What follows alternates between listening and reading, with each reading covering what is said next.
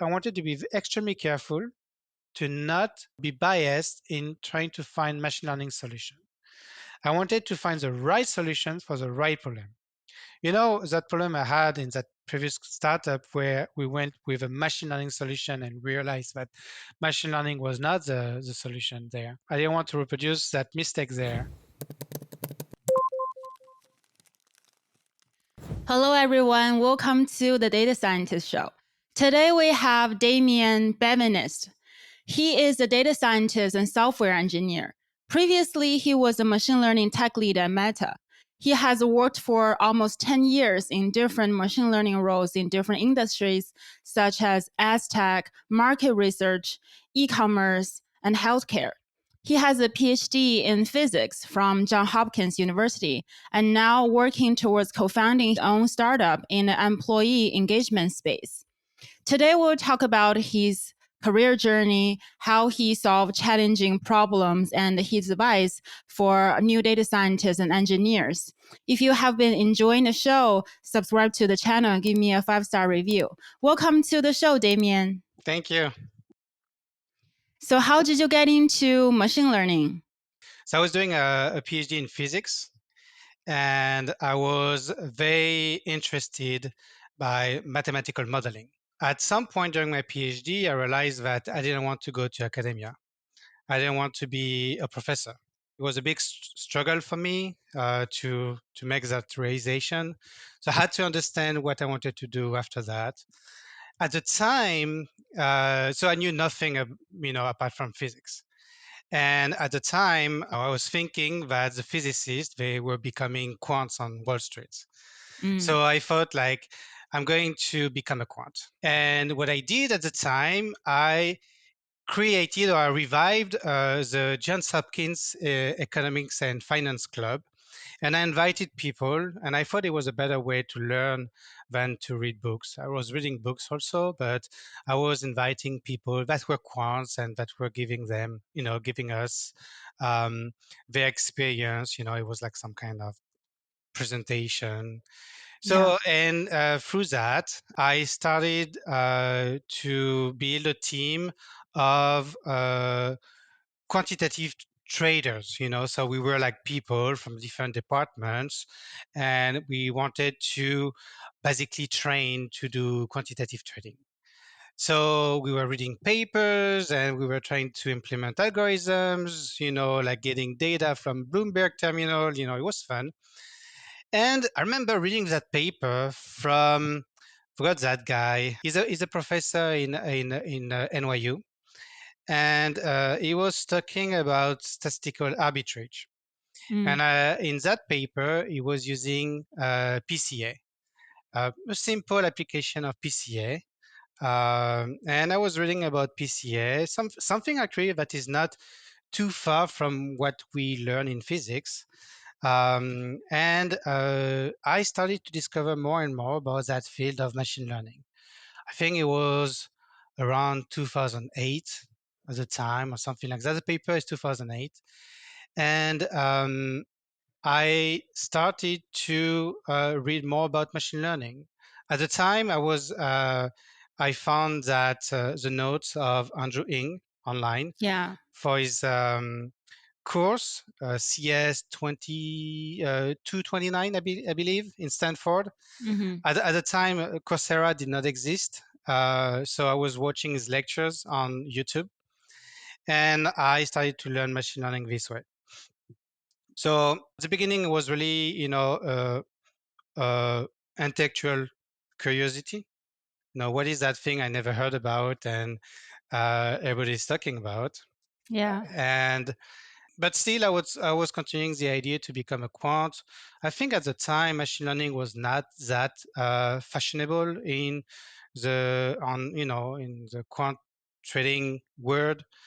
But I got engaged at some point during my PhD, Mm-hmm. and my wife, I mean now my wife, Yeah. moved to do a postdoc in Berkeley, Okay. California, very far from Wall Street. And I told her, like, go there, I follow you.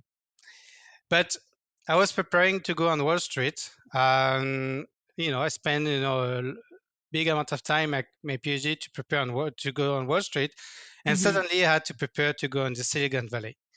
Yeah. I was not prepared, like I had, I didn't know. I was not a great software engineer. Hmm. I knew machine learning from reading books and notes, online. And so I didn't have a great academic training. And I started to apply to jobs in California. And in California, the only jobs available that were suiting me were more like software engineering, machine learning, data scientist. Yeah. Um, so it's basically how I came to be into data science. Kind of destiny chose for me. Yeah. You know, that's Yeah. the first job. Like I applied to consulting, I applied to quant trading jobs, I applied to software engineering, I applied to data scientist jobs, and that's data science that chose me. Hmm. And I was, it was actually a very good fit because so I did a PhD in between the physics department and the applied mathematics department. And my day to day was basically finding new equations and testing them using numerical experiments. So I was using a lot of synthetic data to do a lot of data analysis, which is pretty close to what typical data scientist does. So I was not using the same programming languages. I was not using the same frameworks to do, Hmm. the job. But it was, let's say, a very obvious transition for me. Yeah, that's how I I went into machine learning originally. Yeah, thanks for sharing that.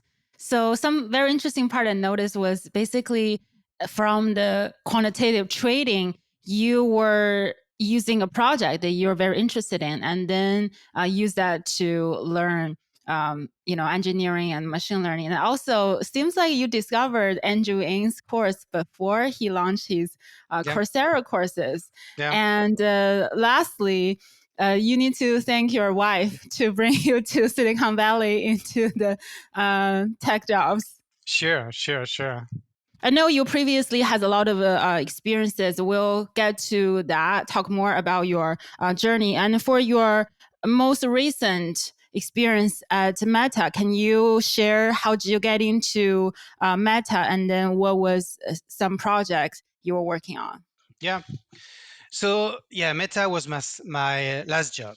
Um, it was quite a journey to arrive in Meta. So during a lot of my career, I was resenting the fact that I was not able to apply to the big things.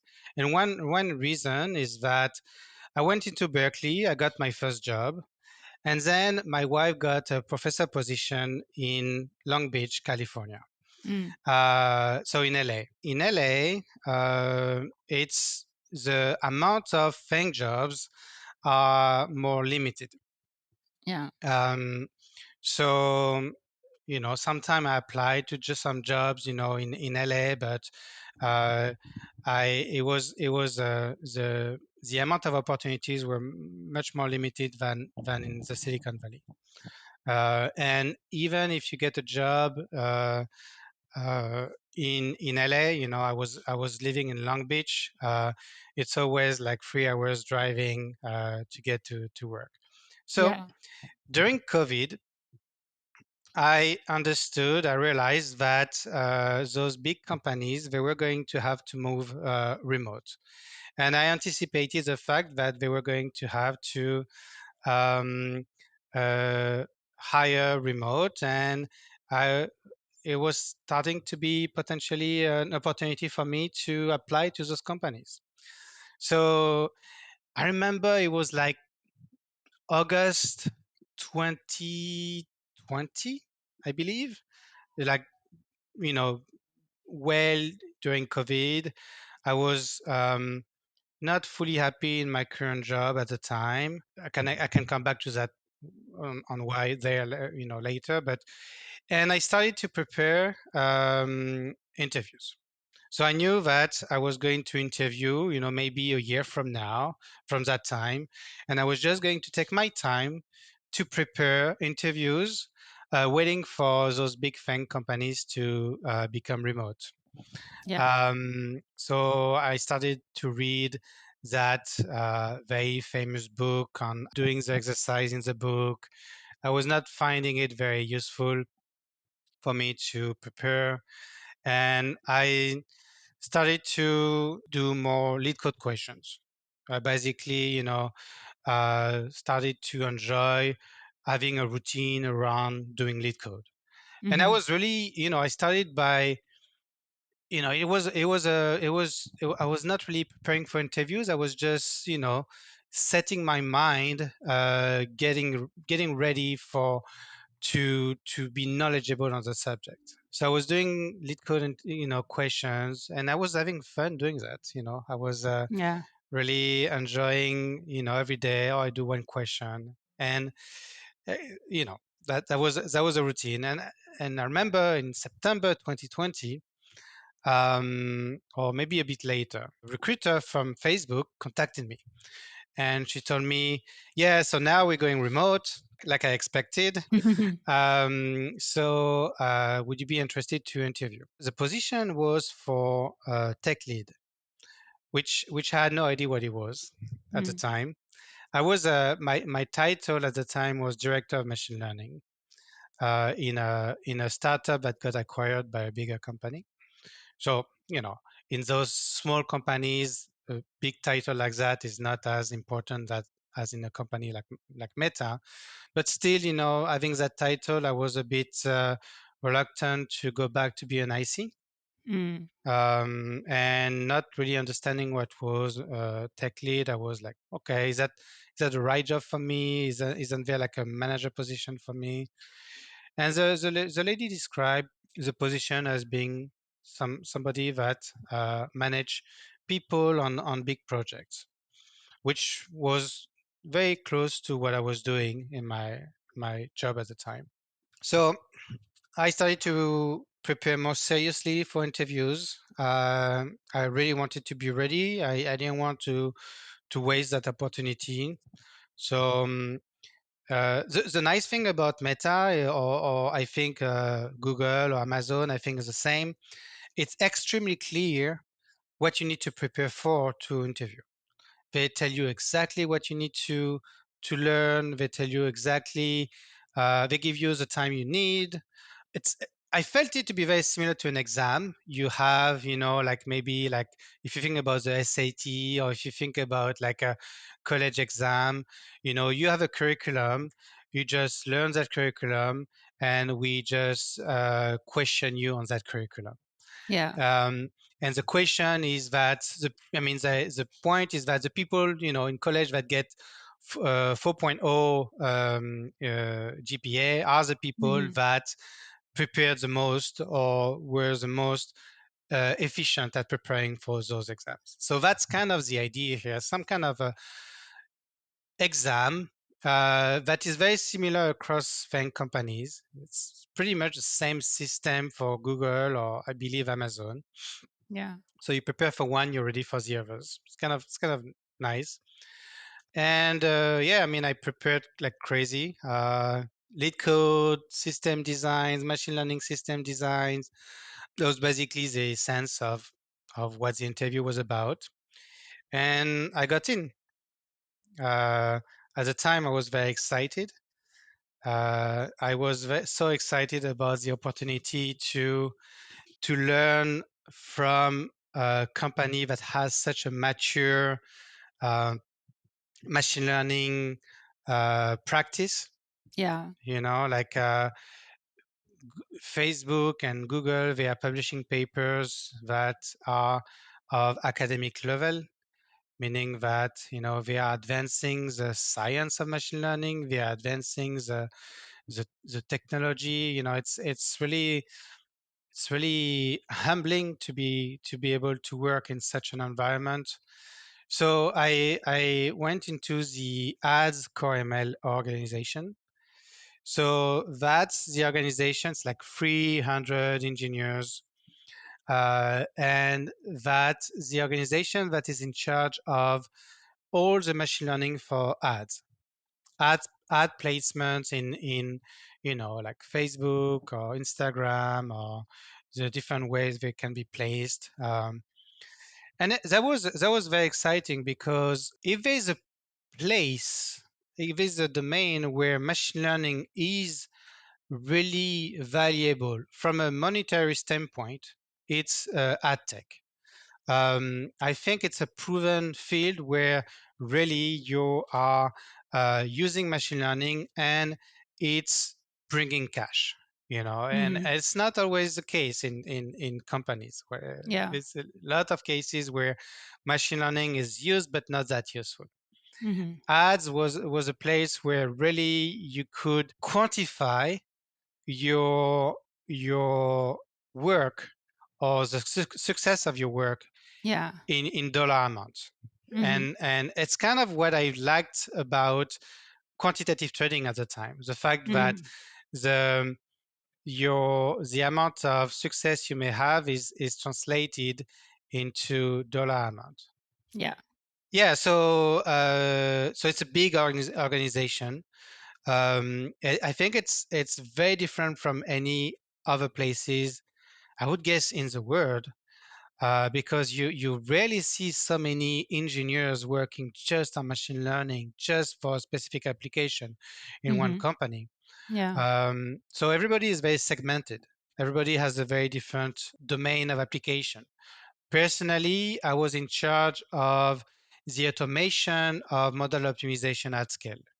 Hmm. So what that means is that we had about 500 machine learning models that were in charge of all those ad personalization.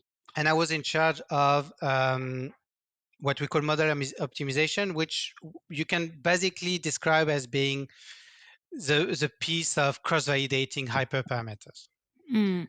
Like, how do you at scale automate just that piece of automating, cross-validating your hyperparameters. Yeah. In the case of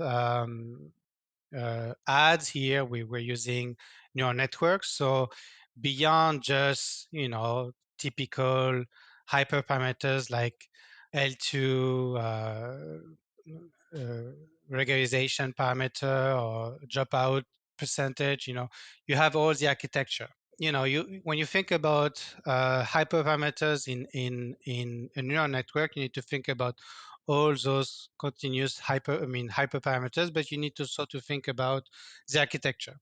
How do you optimize the architecture such that you have the best model you can have, Hmm. right? And how do you automate that? And how do you make it work across all the different model paradigm that were existing for ads?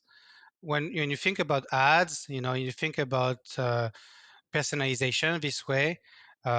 It's basically matching an ad to a person, right? Hmm. So it's very similar to it's basically under the realm of rec engine. So the type of machine learning algorithm were rec engines, and you have many different type of model paradigm in that uh, type of algorithms. And how do you make sure that you have a system that can optimize across all the possible model paradigms? So Hmm. that was a very interesting subject. I really liked the idea of automation, like the idea of auto ML as being something important for me for many years. I spent my whole career to automate my work, to make sure that, when you start data science, you spend a lot of time writing code and like to do that specific feature transformation. And at the end of your career, you want to make sure that everything you do is done at the click of a button. So I spent a lot of years making sure that my work was already done for me, and I could just click a button. I would have an automation of machine learning development. So the idea to be able to do that in a company like Facebook was a great opportunity for me. Yeah. Um, so I really like that idea of working on AutoML. I really like that idea of working on ads, which was a very mature um, problem solved very well by machine learning. And uh, it's the type of skills that you see nowhere in the world. Like Hmm. the amount of data you get in such a company is amazing. And the scale of the models, the scales of the data you need to deal with, and even the scale of the amount of models you need to deal with is not something that is common. So that was very interesting to see how you actually solve for that problem. So Yeah. I'm glad I got that learning. Yeah, thanks for sharing that. So, when you talk about auto ML, in your definition, what is the auto ML you use? What do you mean the AutoML I use?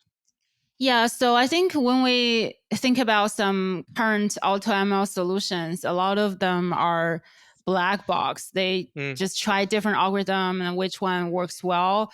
Sometimes it's good to find a baseline, but to sometimes have challenges when it go into production. And so I assume the auto ML you mentioned is different from this, but more like you have your own pipeline from yeah. maybe some data checking to hyperparameter tuning to deployment. So, what is the automation you mentioned in your workflow? Yeah. Yeah, it's quite different from what you typically refer as Yeah. being AutoML.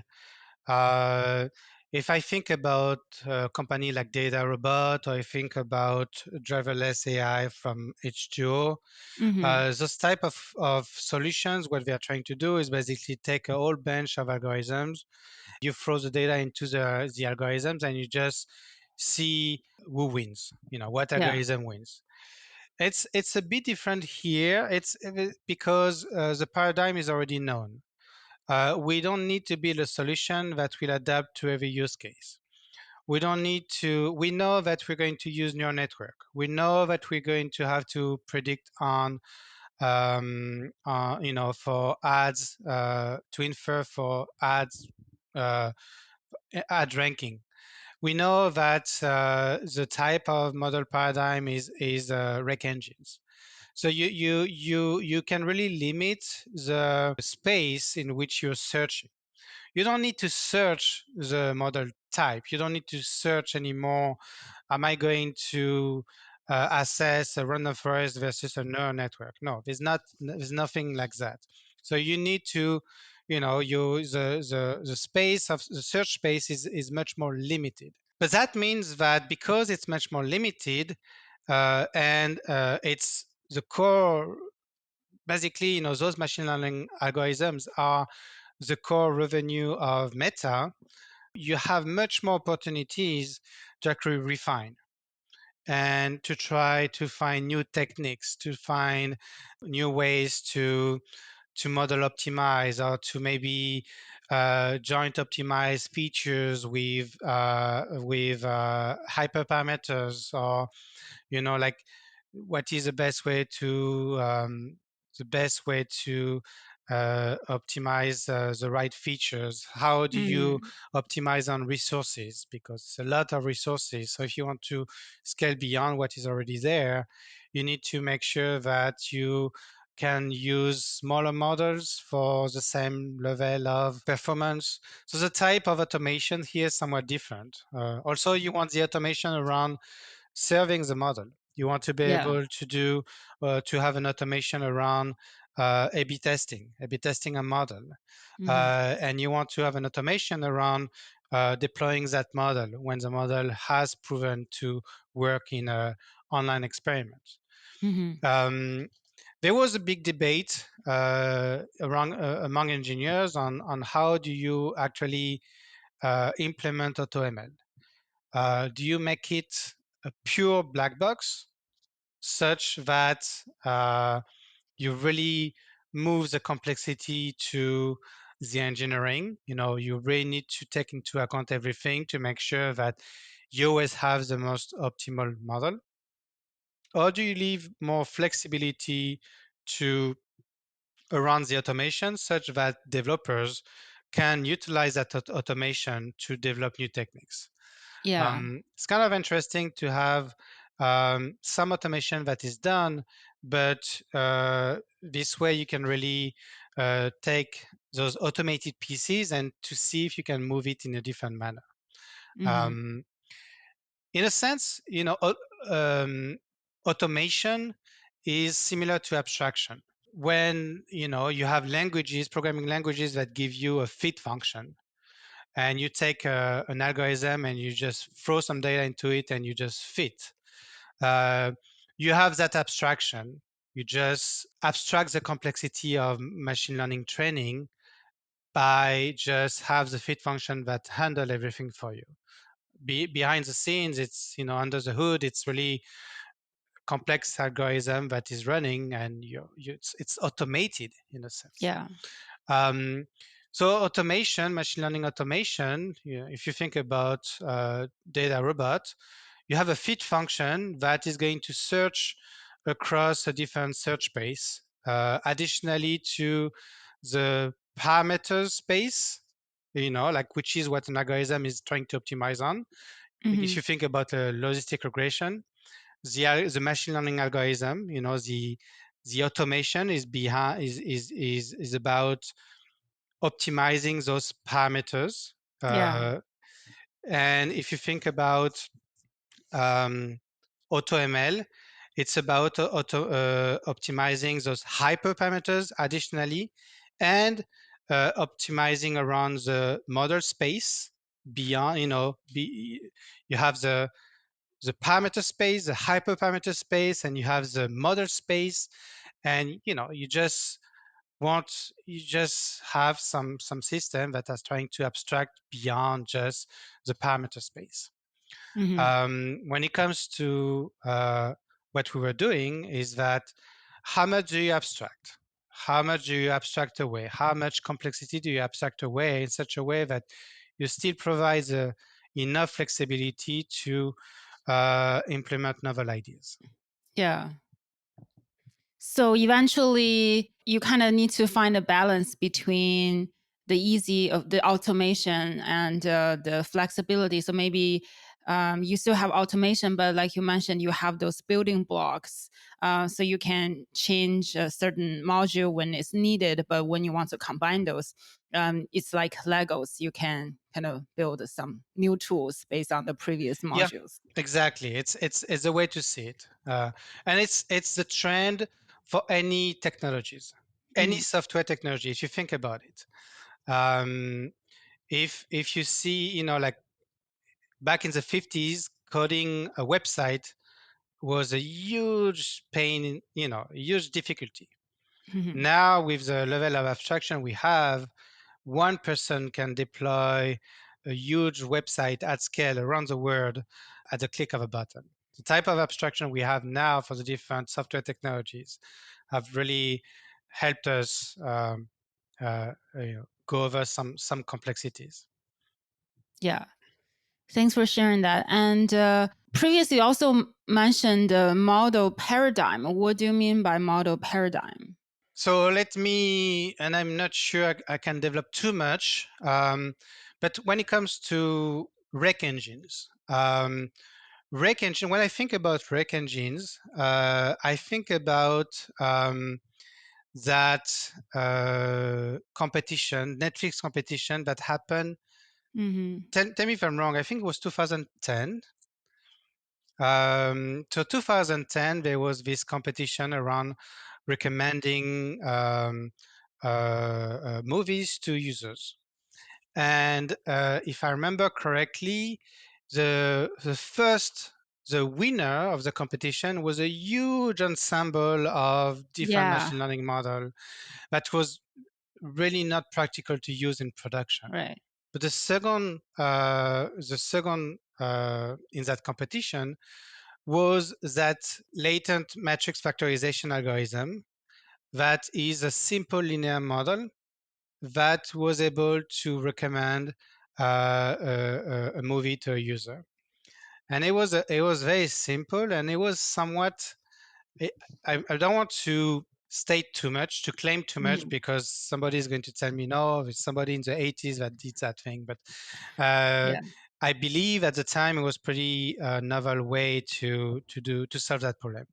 Mhm. So what is latent matrix factorization?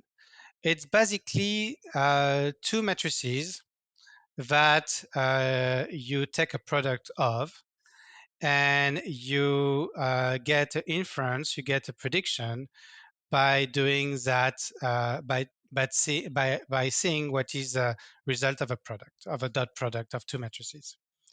Those two matrices, they share a lot of similarities to what we call an embedding in a neural network. An embedding in a neural network is basically a matrix. And instead of doing a dot product, you can have more nonlinear interaction created between those two embeddings. And this is the birth of, this is, the basis for foundations for the more actual rec engines right now. Mhm. Basically, you have an embedding that represent users, and you have an embedding that represent items, like for example ads or movies, or maybe Google queries. Oh, web page. When you think about Google search, you just try to predict if a specific user is going to like a specific item. So when it comes to model paradigms, there are many different ways to build nonlinear interactions between those two embeddings. Mhm. And the different model paradigms come from uh, those different approaches. You will find the mix of expert type paradigm. You will find the two tower or multi-tower type paradigm. Right now, like the actual different paradigms are not in my mind, but you have different type of ways you could build interactions, Mhm. build non-linearities between the input and the output. And Yeah. that's what, you know, lead to those different paradigms, Mhm. different type Yeah. of architecture, basically. Okay, got it. Thanks for sharing that. And so you were at Meta for a year. What was it like to work there? What was the culture like?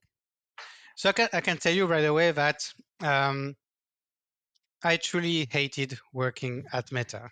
Uh, and I want to be careful when I say that, because that was my experience. Yeah. I know that many other people don't have that experience. It's a 70,000 people company. Mhm. It's, you have a huge array of different feeling about the culture and the work. Mhm. So I can only talk about my experience. Yeah. Um, so first of all, um, I was remote, where my team was not, and I think that created some kind of, I felt pretty isolated. Uh, I didn't have that connection with my team in such a way that they had it prior to me being hired, or even after. That led to, some isolation. Mhm. Um, there is a culture around productivity. So basically, there is a system to assess people based on their productivity, Mhm. and you need to quantify your productivity. Mhm. And it's a very stressful place. I mean, it's very stressful. It creates a very stressful environment. Yeah. The fact that in the ads core ML org is the number one revenue generator of Meta, there was Yeah. a lot of pressure on us. But that's okay. I don't mind the pressure. Like before, I was working in startups, Mhm. and working in startups, sorry, the fact that you need to survive is a pressure I actually appreciate. Like Mm. I enjoy that pressure. But here the pressure is around gamification, the gamification of your promotion system, like, Mm. and I hated that. I hated the fact that it led to my work becoming very meaningless. Like Mm. the passion that I always had around my work and around machine learning was not because I wanted to optimize some productivity metrics, but Yeah. because I really enjoy what I was doing. Right. Um, and so that was this very productivity metric optimization oriented culture. Mm. So it was everybody had to optimize their own productivity metrics. So it's a very individual system. It's not Yeah. at the team level. It's not at the org level. Well, there's some metrics, people are looking at different scales, but for different people, they have to optimize their own metrics. And Mm. it generates a very individualistic culture, a culture where everybody is thinking for himself. That was tough for me because I was coming from a place before where I felt my team was my family. Like I really liked my team previously, my previous Mm. company, and suddenly I was in a team where social aspect, the the the team spirit was very weak, and it Mm. was it was tough for me, especially being remote. Yeah. Um, when you're remote, I feel that the team spirit has to be given more accent, more importance. But here it was very limited. I felt very lonely for a long time. I felt I was doing things not because it was the right thing for the company, but because I had to optimize on my own productivity metrics to get to my next promotion. I just did not enjoy that at all. Um, Additionally to that, I was a manager prior to my job at Meta, Yeah. and the amount of management that I was getting there was very limited in comparison. I really felt I was stepping back in my career. Yeah. Like it's something that it seems to happen a bit in those fangs. If you're not coming from a fang, if you come from Mm-hmm. Google, people we respect your background if you go to Meta. But if you're not coming from a big fang, you tend to be somewhat down leveled when you arrive. And Yeah. it's what happened to me. I felt like I was back few years in my career, and that was a big struggle for me. Like, what am I doing here? Mm. So I realized that was not the right place for me. Yeah. Thanks for sharing that. So basically, you're not just evaluated by your project, the value you generated for the company, you're also evaluated by the productivity, like how you spend your time, how you deliver work. No, no, actually, I would say that Meta is let's like I somewhat agree, but I could disagree in some aspects. What Meta is heavy on in terms of optimization is impact. You can put the effort you want. If you don't have any impact, you're useless. That's kind of the Right. philosophy. And I don't fully disagree there. Like Hmm. it's important to make sure that what you do is useful, is impactful, has an impact on the business. You just don't do things for because it felt good to do them. There Hmm. is a real need for that thing you're working on. So especially in ads where you need to make sure that the revenue is up every semester, Right. um, you need to be productive impact wise. Hmm. Maybe if you're in a research team, uh, it's the concept of impact may be assessed differently, Hmm. quantified differently. But for us, impact means increase in revenue. That Mm. was that was a direct there was a direct connection between what we're doing in revenue. So our productivity was measured by revenue or Oh, by proxy of revenue. So, got it. for example, one proxy we were using, is offline experiments Mm, results. It happens that um, conceptually, you could understand the relationship between how good is your model measured in some uh, machine learning performance metrics, and you could understand how good it is, and you could understand the relationship to that goodness, to that performance, to how it could improve the revenue. mm, Actually, the correlation between offline and online was actually very weak. But at the very least, offline performance metrics were used as a way to showcase impact. So if you invented a new algorithm, or if you implemented a new technique, um, and that technique leads to increase in certain amount, in certain metric, you generated impact. yeah. But if you spend the whole semester trying to implement that new technique that led to no improvement, you have no impact. Mm. Thanks for sharing that.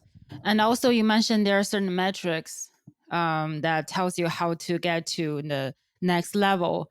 And so sometimes I think people can, like you mentioned, focus on how to meet those metrics instead of focusing on delivering value of their project or long-term value. So that can be also frustrating. So do you feel this type of evaluation focusing on short-term gain and it's hard to think in a kind of long-term fashion? That's interesting because I can tell you that there was a conundrum. There was a somewhat, 300 engineers. That was somewhat. Some engineers were okay with that. Some engineers were not. Hmm. Depending on what they like to work on. I would say that 75% of the people had a PhD. So there was people that really found passion, fun really in doing research, doing being scientist, and trying to discover new ideas. Those type of people are people that really learn the culture of long-term project. Yeah. So ads is a place where you need to have short-term impact, uh, Mm. but it's also a place because it's so mature where you need to be innovative. You you cannot, to actually provide improvement over time. You cannot stay in the state that you're currently in.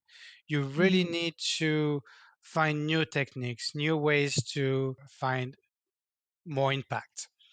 Um, there was this balance between short-term project and long-term projects. Hmm. Long-term projects were thought about like that new technique that will take a long time to validate, a long time to implement, long time to automate. And the short term would be something that is maybe a lower hanging fruit, but still need to be implemented. And some people would have more excitement around long-term projects. Some people would have more excitement about short-term projects. Hmm. But depending on the stock market, on the stock valuation of Facebook, there were more or less pressure on long or short-term projects. Yeah, because the model you implement your experiment with has direct impact on the revenue and has direct impact on Yeah, the company's stock. So I can see why the productivity is so closely measured, and I can see there's also a lot of pressure around yeah, that. Thanks for definitely. sharing that. Yeah, so I know there's a lot of there's some this type of evaluation you don't particular enjoy, and what are something you learned from your experience at Meta, or there's something you liked? Yeah. I think there's few things. So first of all, being exposed to that scale is a real learning experience. Like, Mhm. how do you deal with that scale? How do you deal with being able to show an ad for I'm not too sure how many daily users we have, but there's 3 billion users that receive ads on Facebook. How do you deal with that scale? The understanding. So you see, I was exposed to the theory of how do you deal with that scale by Mhm. studying things like system design. How do you actually scale to those type of numbers? You can learn about it theoretically. Like meaning Mhm. like how trying to predict, trying to quantify how many servers you will need, to predict if to quantify if you will need how fast things need to be. Like you can somewhat put everything on paper, but how is it really implemented? And also something that is interesting to me is that Facebook is certainly definitively, the second uh, biggest ad provider in the world after Google, I believe. If you're in the leading market, how badly it is also. Mhm. Like we always think about how great those companies are. I knew we experienced that it's never perfect anywhere. Yeah. So I was wondering, like, considering how good that company is, how good that company is able to build a technological product, um, how how bad are they allowing things to go when it comes to bugs, how slow some things may be, some DevOps tool maybe, or like I was interested to see, like, to what level of imperfection you can go when it comes to implementing such a system to still be in the leading the market in the domain. That was somewhat Mhm. interesting to me. So being able to see that scale, that's an experience that happened, Mhm. I think nowhere else apart from the five other big FANG companies. So that's a real it's an experience that you cannot get by working in a startup or something like that. Yeah. So this is great. There's also something I've learned about myself. I think that was very important. Mhm. I mean, Meta for me is a very important experience for me to understand who I am, in a sense. I've worked in startups, small companies, I work in bigger companies. I worked in always very immature on the machine learning side companies. I mean, Meta was definitively uh, the level of maturity I've worked I had in Meta was nowhere close to what I've experienced before. Realizing that working in a company that is for many people the dream company and that I don't like it was actually a realization for me Mhm. that I needed to do something else. Like Yeah. I needed to find my own a different path. Mhm. Like I said, I always resented the fact that I could not work in such a company. Yeah. And I always thought that, so I never was like extremely, happy in my career. Like I always was disappointed in some job or another. Um, good jobs, some less good jobs, and I felt like this is it. This is when I got into Facebook, I thought like this is a company I'm going to stay in until I retire. I will make a lot of money, and that would be it. Yeah. Um, and when I realized that even in that company that is supposed to be the dream company for everybody, I'm not Mm-hmm. happy. What am I supposed to do in my life? Like, I was somewhat lost. I was like, what is there? What remains for me to be done to try to potentially be happier in my career?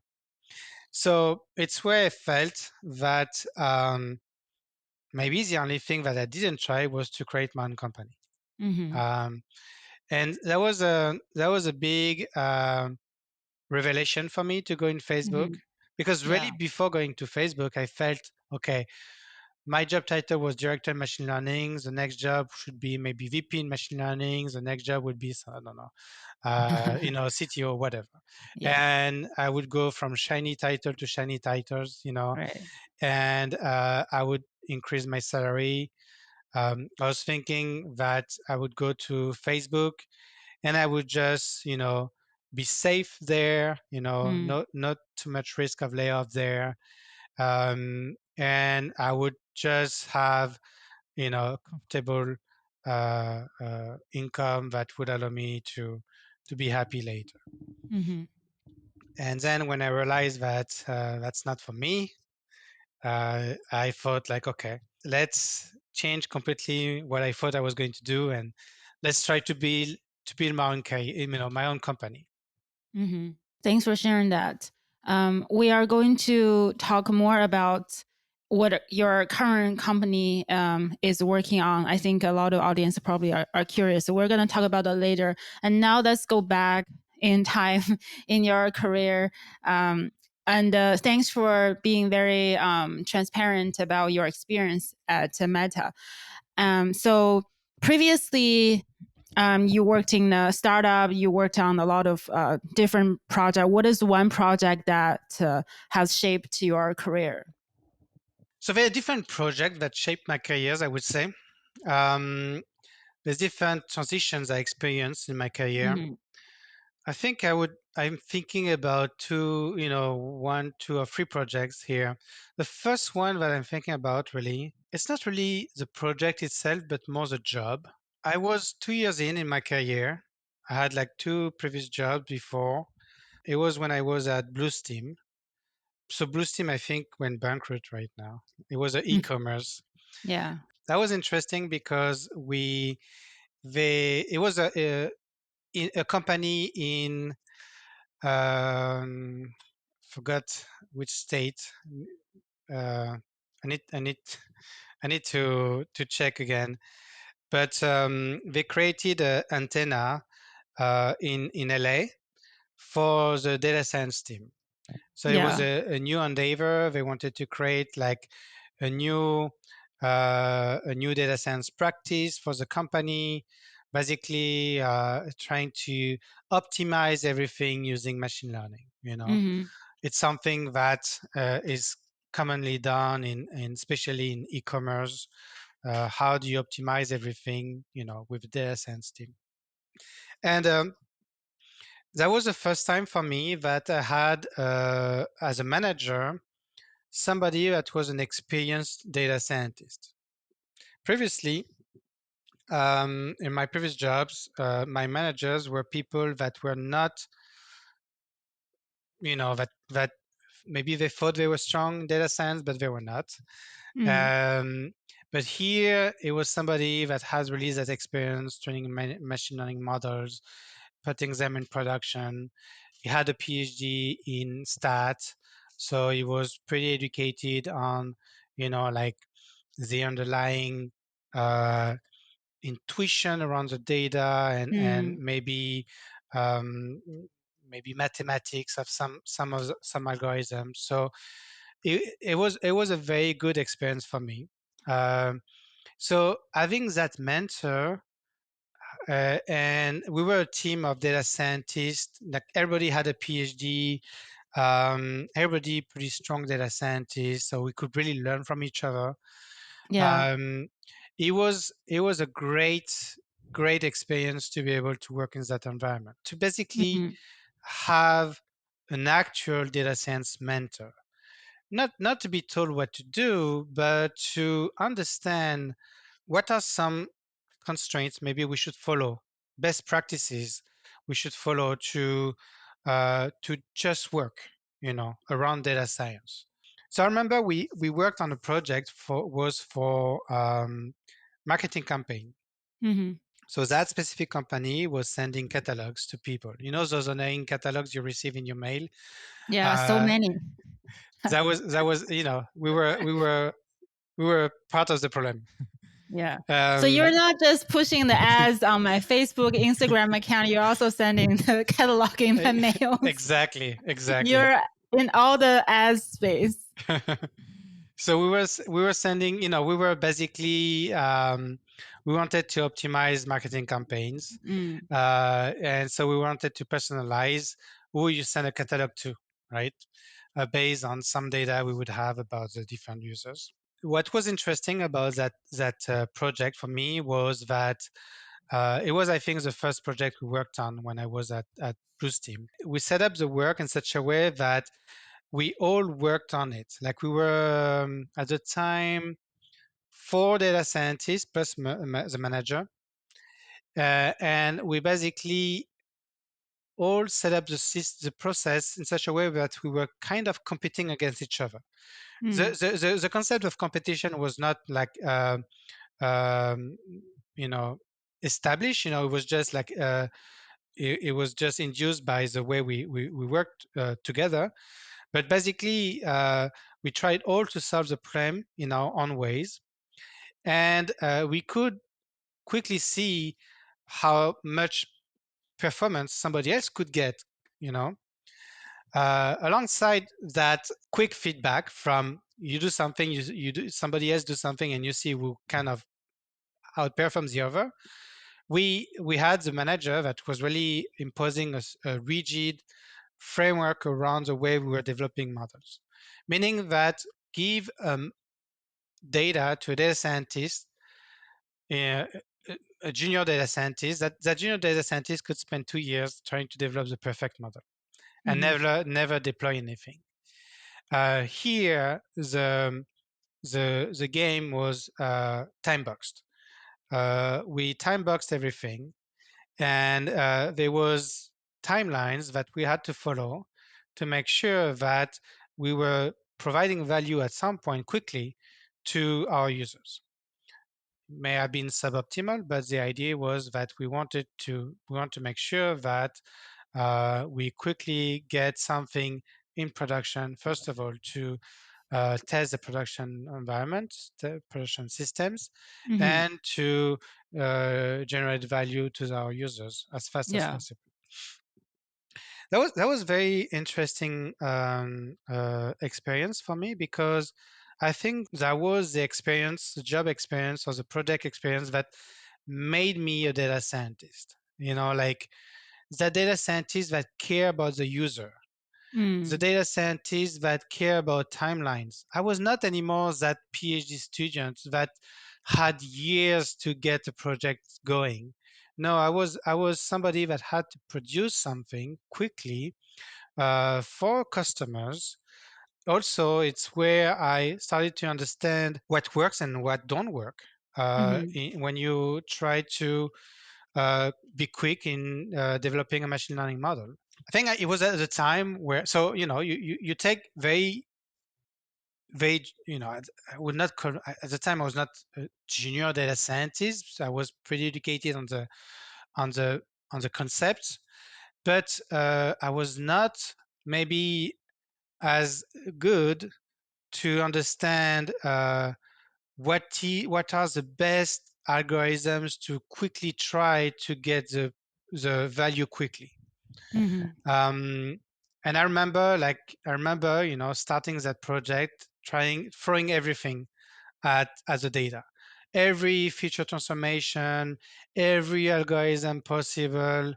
I mean, it's endless, right? You can spend years trying to find the best things to try on the data. Yeah. And it's where you realize, having that feedback, having other people trying something else, and realizing how useless what you're doing is actually very interesting. When Mm. I was trying every feature transformation, and on the other side, that guy, it was 2016, I think, at the time, and XGBoost was pretty, pretty new in the community. I mean, it's a 2013 algorithm, 14 Mm-hmm. algorithm, so it was not that fashionable at the time. And Yeah. I was seeing, my friend trying like H2O algorithms or XGBoost algorithms, and realizing that all the feature transformation I was doing were meaningless compared to the amount of performance improvement that my colleagues could get with using, some algorithms that were just more adapted to the problems we were solving. Um, so that was where I realized that eh, I understood a bit better, maybe in an initial iteration of a data science project, what you should and should not do. Um, Mm. there's no need initially in the first iteration. Data science is iterative, so a project is something that you iterate on, and you push to a model to productions, and next time you will try to improve on it. But when you're in the first iteration, you should not try to throw everything at it. You should try to use what is proven to be good enough Mm-hmm. to outperform what is already in place. At the time, we had marketing analysts that had their own ways to optimize marketing campaigns, Yeah. and the goal was not to get the best model, but to beat them. Mm-hmm.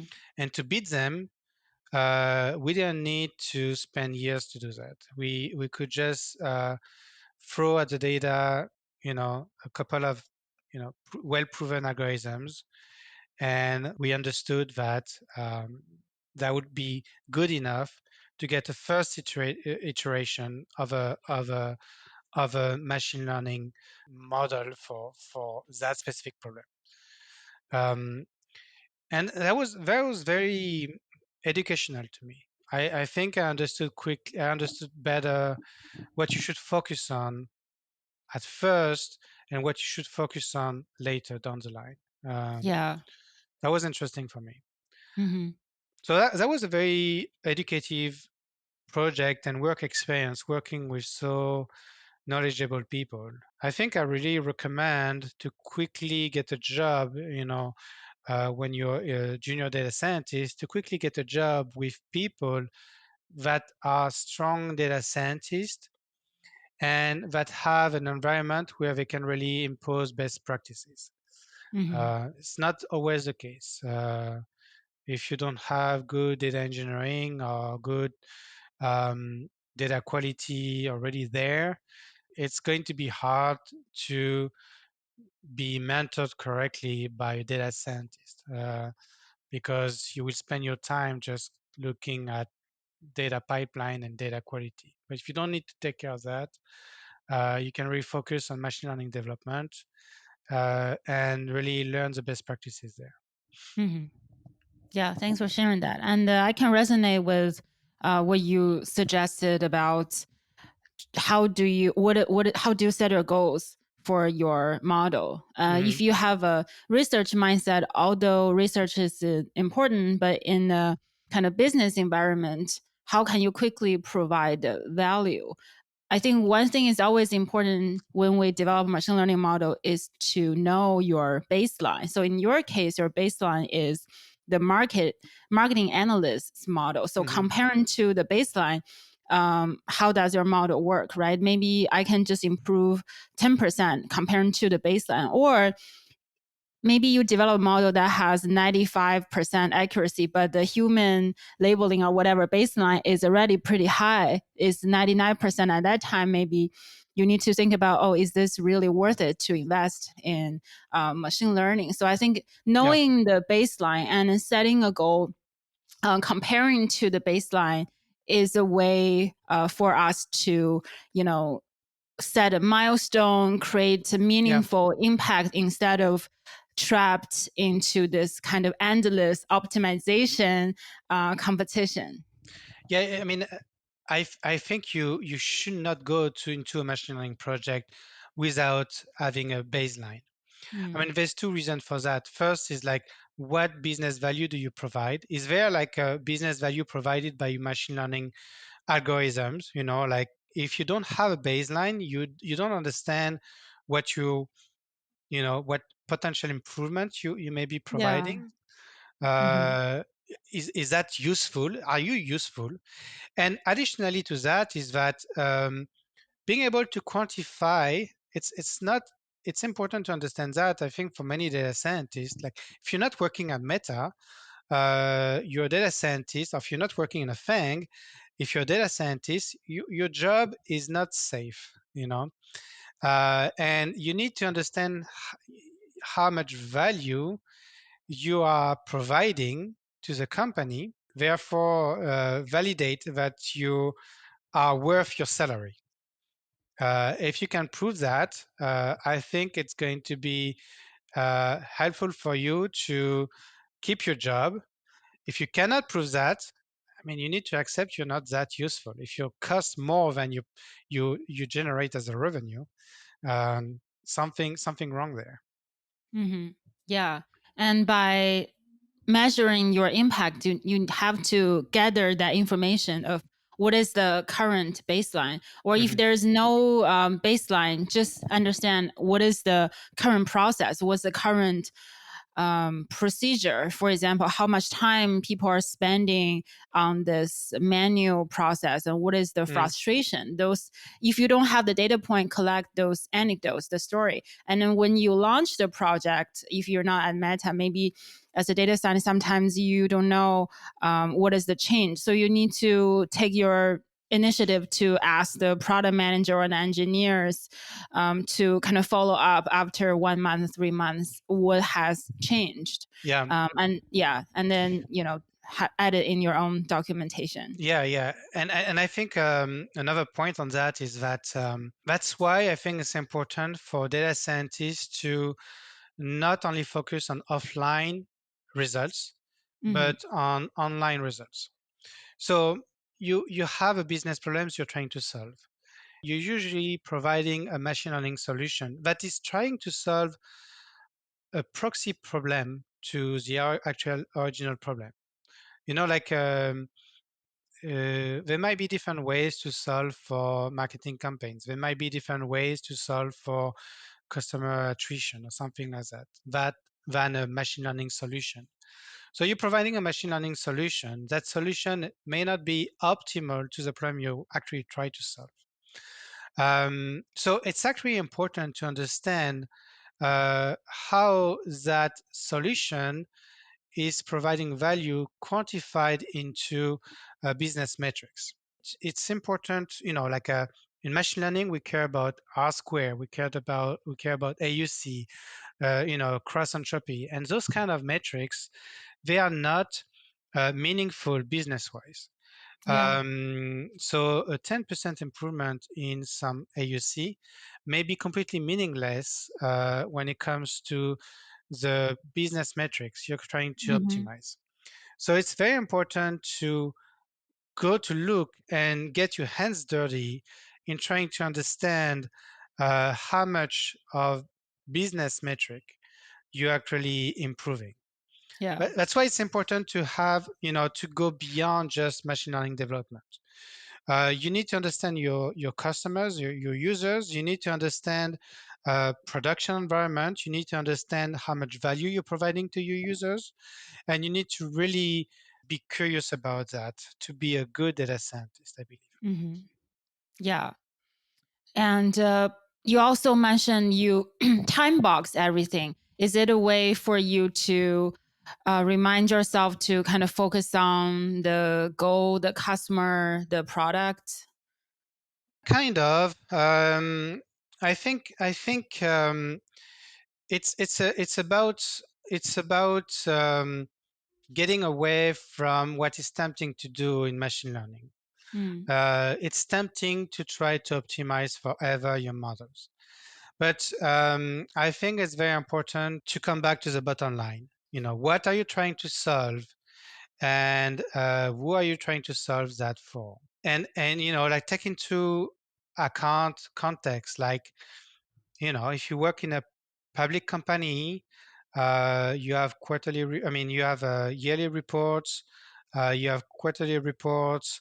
So you need to provide value in a short term as well as long term to validate your own use, to make sure that you prove you're useful. So Mm-hmm. there's this kind of thing.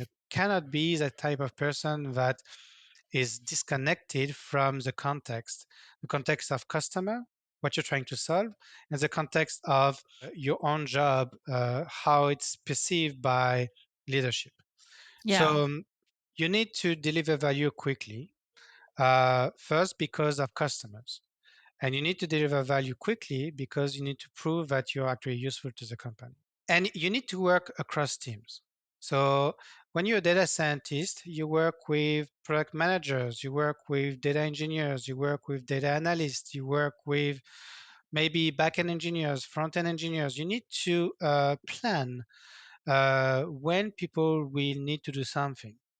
So you cannot say, hey, let me come back in 2 months and I will tell you if I have a model or not. You need to Mm. have some kind of planning for people to know what they will need to do, a month from now. So if you're able to establish, um, you know, a goal, you establish priorities, you establish success metrics, you establish timeline, you establish milestones, it becomes much easier to include other people from other teams in the project you're working on. You're not Yeah. working alone. You're working in across teams, across skill sets.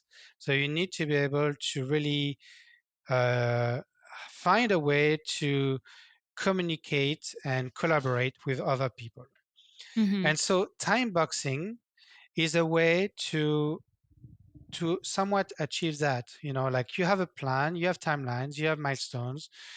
Within a month, I need to deliver a prototype. I need to deliver a POC model. That's it. It's not 2 months because people a month from now are waiting for it. And people a month from now, maybe data engineers, will need to build some pipelines to based on the fact that that POC has been validated or not. And I cannot delay from a month to 2 months because those engineers may have other things to do. So Right. that's one thing. Second thing is that it's making sure that you get away from what is tempting to do in machine learning and Mm. to try to provide value to the users as fast as possible. Yeah.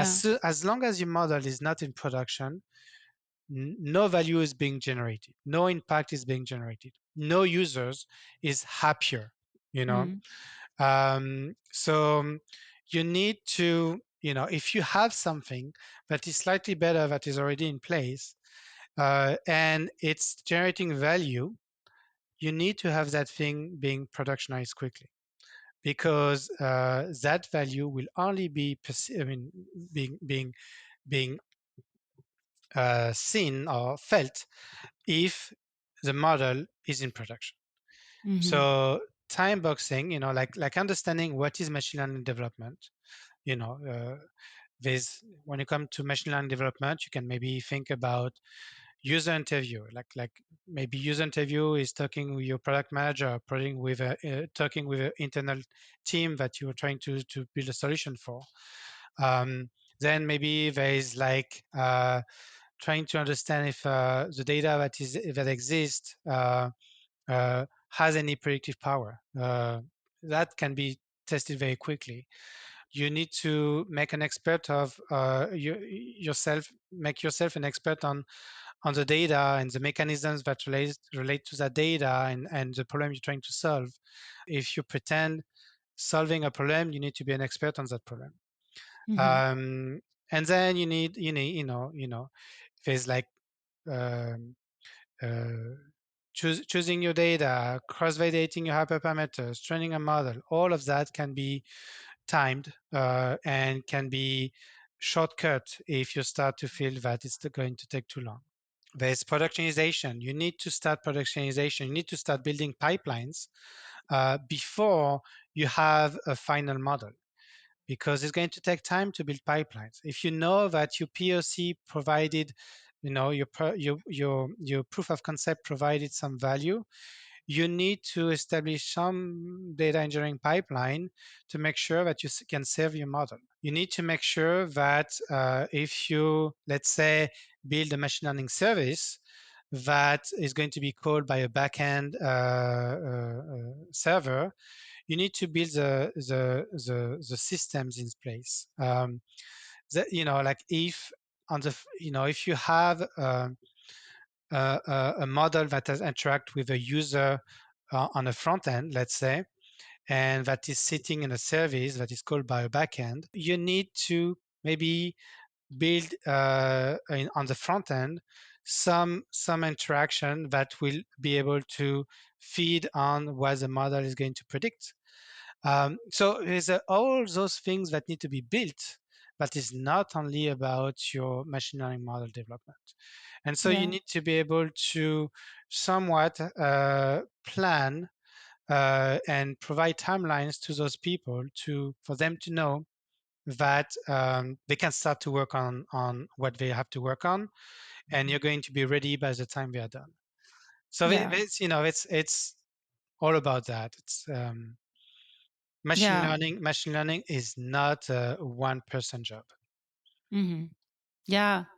Thanks for sharing that. I think it's important that you mention you need to productionize the change or do some experiment quickly to see if you're adding value, because Mhm. the text or the test or validation data you get is still from, the previous distribution. You don't know how the model would perform unless you put it in production and Exactly, test it. Yeah. exactly. So you, Your data, the data you have for back validation may not be um, the data you actually see in production. Um, One more thing also about being fast is that data change. yeah. Data change over time. So, like the distribution of the data may change, or you can have some concepts that change over time. Like Hmm. the famous example is like what used to be a spam is not anymore what we consider being a spam. So if you build a spam detector, your what you were able to detect as being spam is not going to work later down the line. So the faster you can be, the faster you can adapt to changes. Um, Hmm. Yeah. And also quickly put your model in production, even if you just increase it by a few percentage, can bring your business, say your manager, your director, more confidence, because a lot of leaders, they don't have a lot of trust in machine learning. So you yeah, need to quickly prove the value to show them something, so then they can continue invest in the project, invest in you, especially like you mentioned in startups. They will still hold their position. yeah, Yeah. yeah, yeah, yeah, yeah. You need to. It's good to be able to prove that you're valuable over time, and you Hmm. can continuously be valuable. At Yeah. the moment, as a data scientist, you're not able to bring an increment in performance. You're out of the door. So you need to. It's good to keep some value under the hood for later down the line. So yeah, it's important to do that. There's also something that is somewhat important. If you start to try many things at once, and you deploy the latest version of your model, you don't really know what among those things you tried, what really brought the most value. So Mm. it's quite interesting to be able to say, okay, I'm going to try that technique. I'm going to try that one feature transformation, and I'm going to test it in production. And that one feature transformation, you can directly associate that transformation to a specific improvement in performance. And that is important because you will be able to tell, oh, that feature transformation is very important. But that other one that that I could have tried throwing in the mix, it was not very valuable. And you can really quickly select away, filter away what is useful and what is not. If Hmm. you're able to do some discriminative type experiment like that, discriminate Yeah. over some one specific transformation, one specific algorithm. Yeah. So it's basically like experimentation method. I think it's useful for machine learning engineers to learn some kind of statistical method on experimentation design. Mm, A/B testing is not just treatment and control. There's a lot of nuances there. You add more variables, it's very hard for you to uh, draw causal yeah, inference on what exactly, had changed. If exactly. you have a treatment with three changes, the only conclusion you have is the three changes, the combination of whatever it happened, maybe even one hurting another or some combination you don't know. That's the only learning you have. You Yeah, cannot learn one specific change.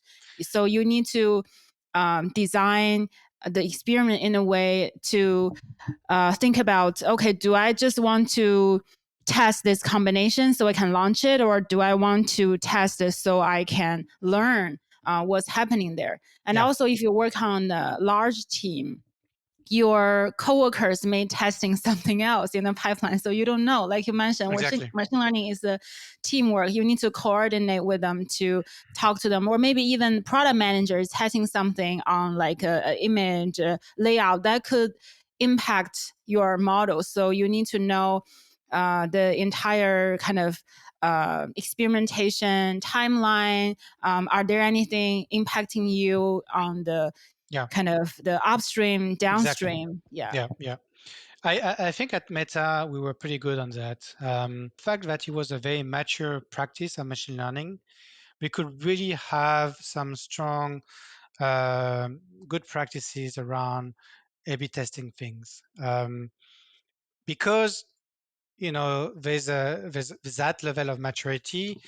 The only thing you can try remains very refined stuff. Are things that really refine what is already there.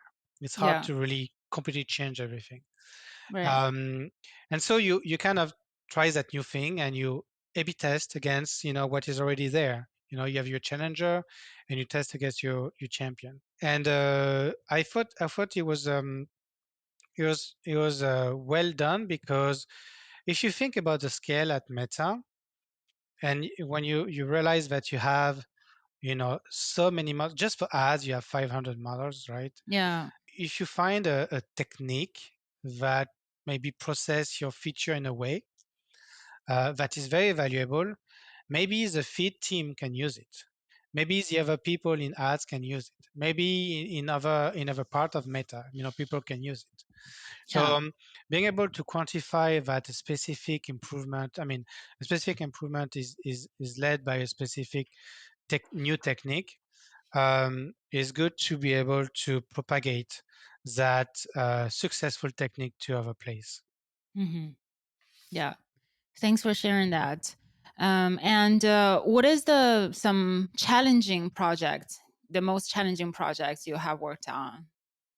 First of all, I always felt that my projects were always challenging. If they are not challenging, they are not fun, right? Hmm. Uh, but there was this one project that I think defined me a bit, defined why I'm a bit better, where I am now. When I was so prior to Meta, I was at Sense 360, which was a small startup that was selling data products on market research. At the time, we were trying to raise a Series B, and we were selling data products, but the feeling from investors were that we didn't have a secret sauce. I mean, we kind of had a secret sauce, but they felt that they were missing some level of complexity in the way the data was provided, that was easily so because of that lack of complexity, it was easy to reproduce what we had as a company. So the next person that decide to do the same thing, the same product, could easily do it because we didn't have like a secret IP, secret sauce. And so there's a feeling always, especially around between Series A and Series B, that machine learning is going to provide that level of IP, that provide that level of proprietary algorithm that will be good enough to make it difficult to copy what you provide as a service. So we wanted to build a system, a platform that we're going to provide more relevant information, the relevant information to the people that were looking at the data. So instead of showing every piece of data that could be available, we were just, at the top showing the relevant data, the data that is relevant for that person at that point in time to make uh, efficient decisions. So in terms of market research, the efficient decisions are how do you lead your maybe marketing campaigns, what type of group of people you may want to target, Mm-hmm. like maybe what region you want to target, etc. So at the time, the idea was that machine learning was going to be the way to provide the relevant information. It was somewhat novel. I mean, it was somewhat taking it to the next step for me because I was a manager at the time and I was managing people that were very strong data analysts, like people that could write amazing SQL queries, but not strong software engineers, not strong data engineers. Those were the people that had to be that product. And Mm-hmm. that's it. You're a startup, you don't have more budget, you cannot hire more people. You have a very limited amount of resource. So here's what you have to build what we want. And it's challenging in the sense because definitely that team was not the right team to build that tool. In Meta, it would have been completely different. But in a startup where this is a team that is in place, this is what needs to be built, this is how it has to be done.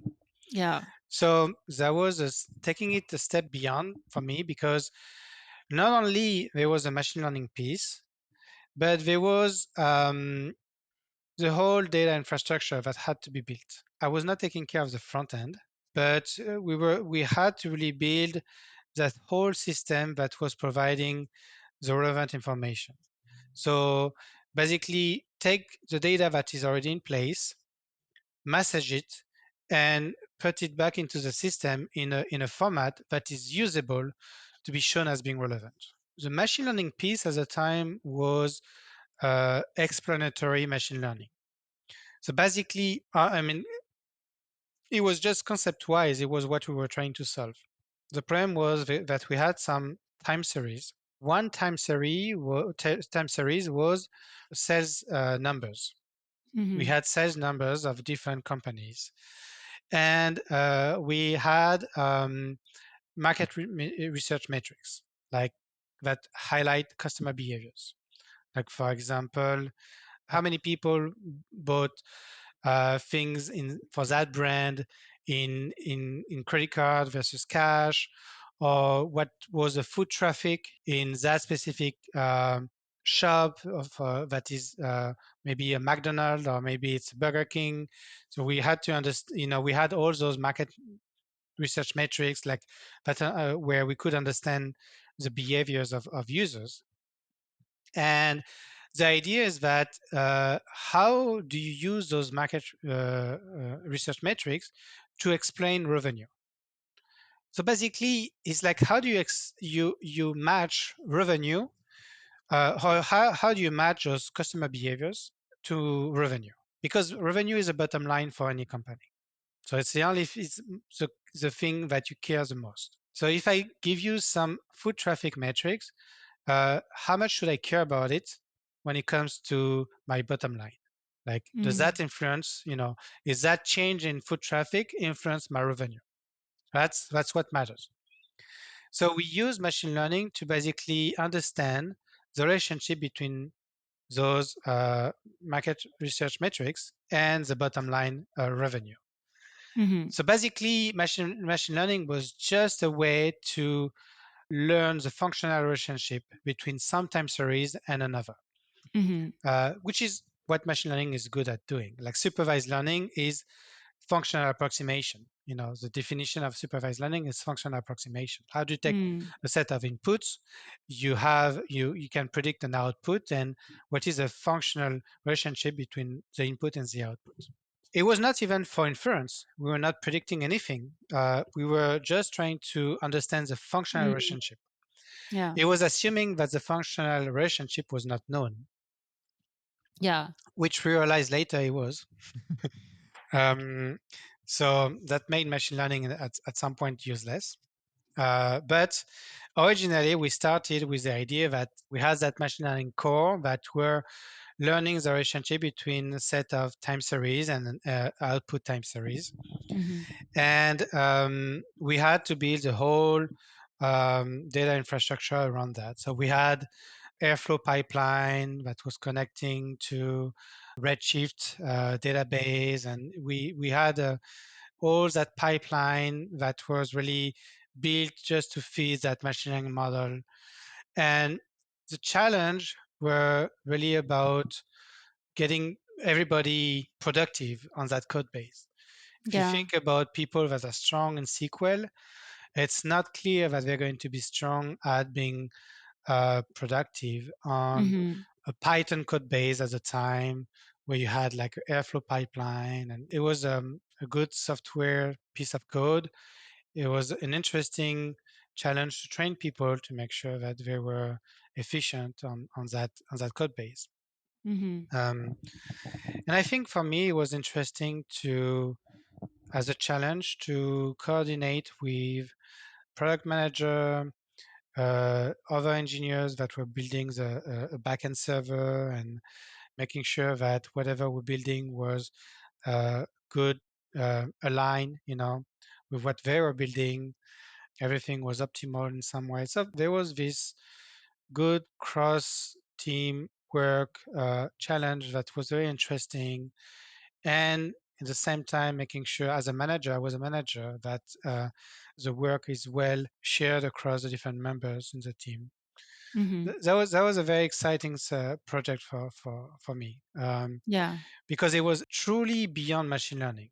Machine learning was just a piece of software in a bigger piece of software, and we had to take care of that bigger piece of software also. It was interesting because you really get a sense of what the user needs when you really think about everything beyond machine learning.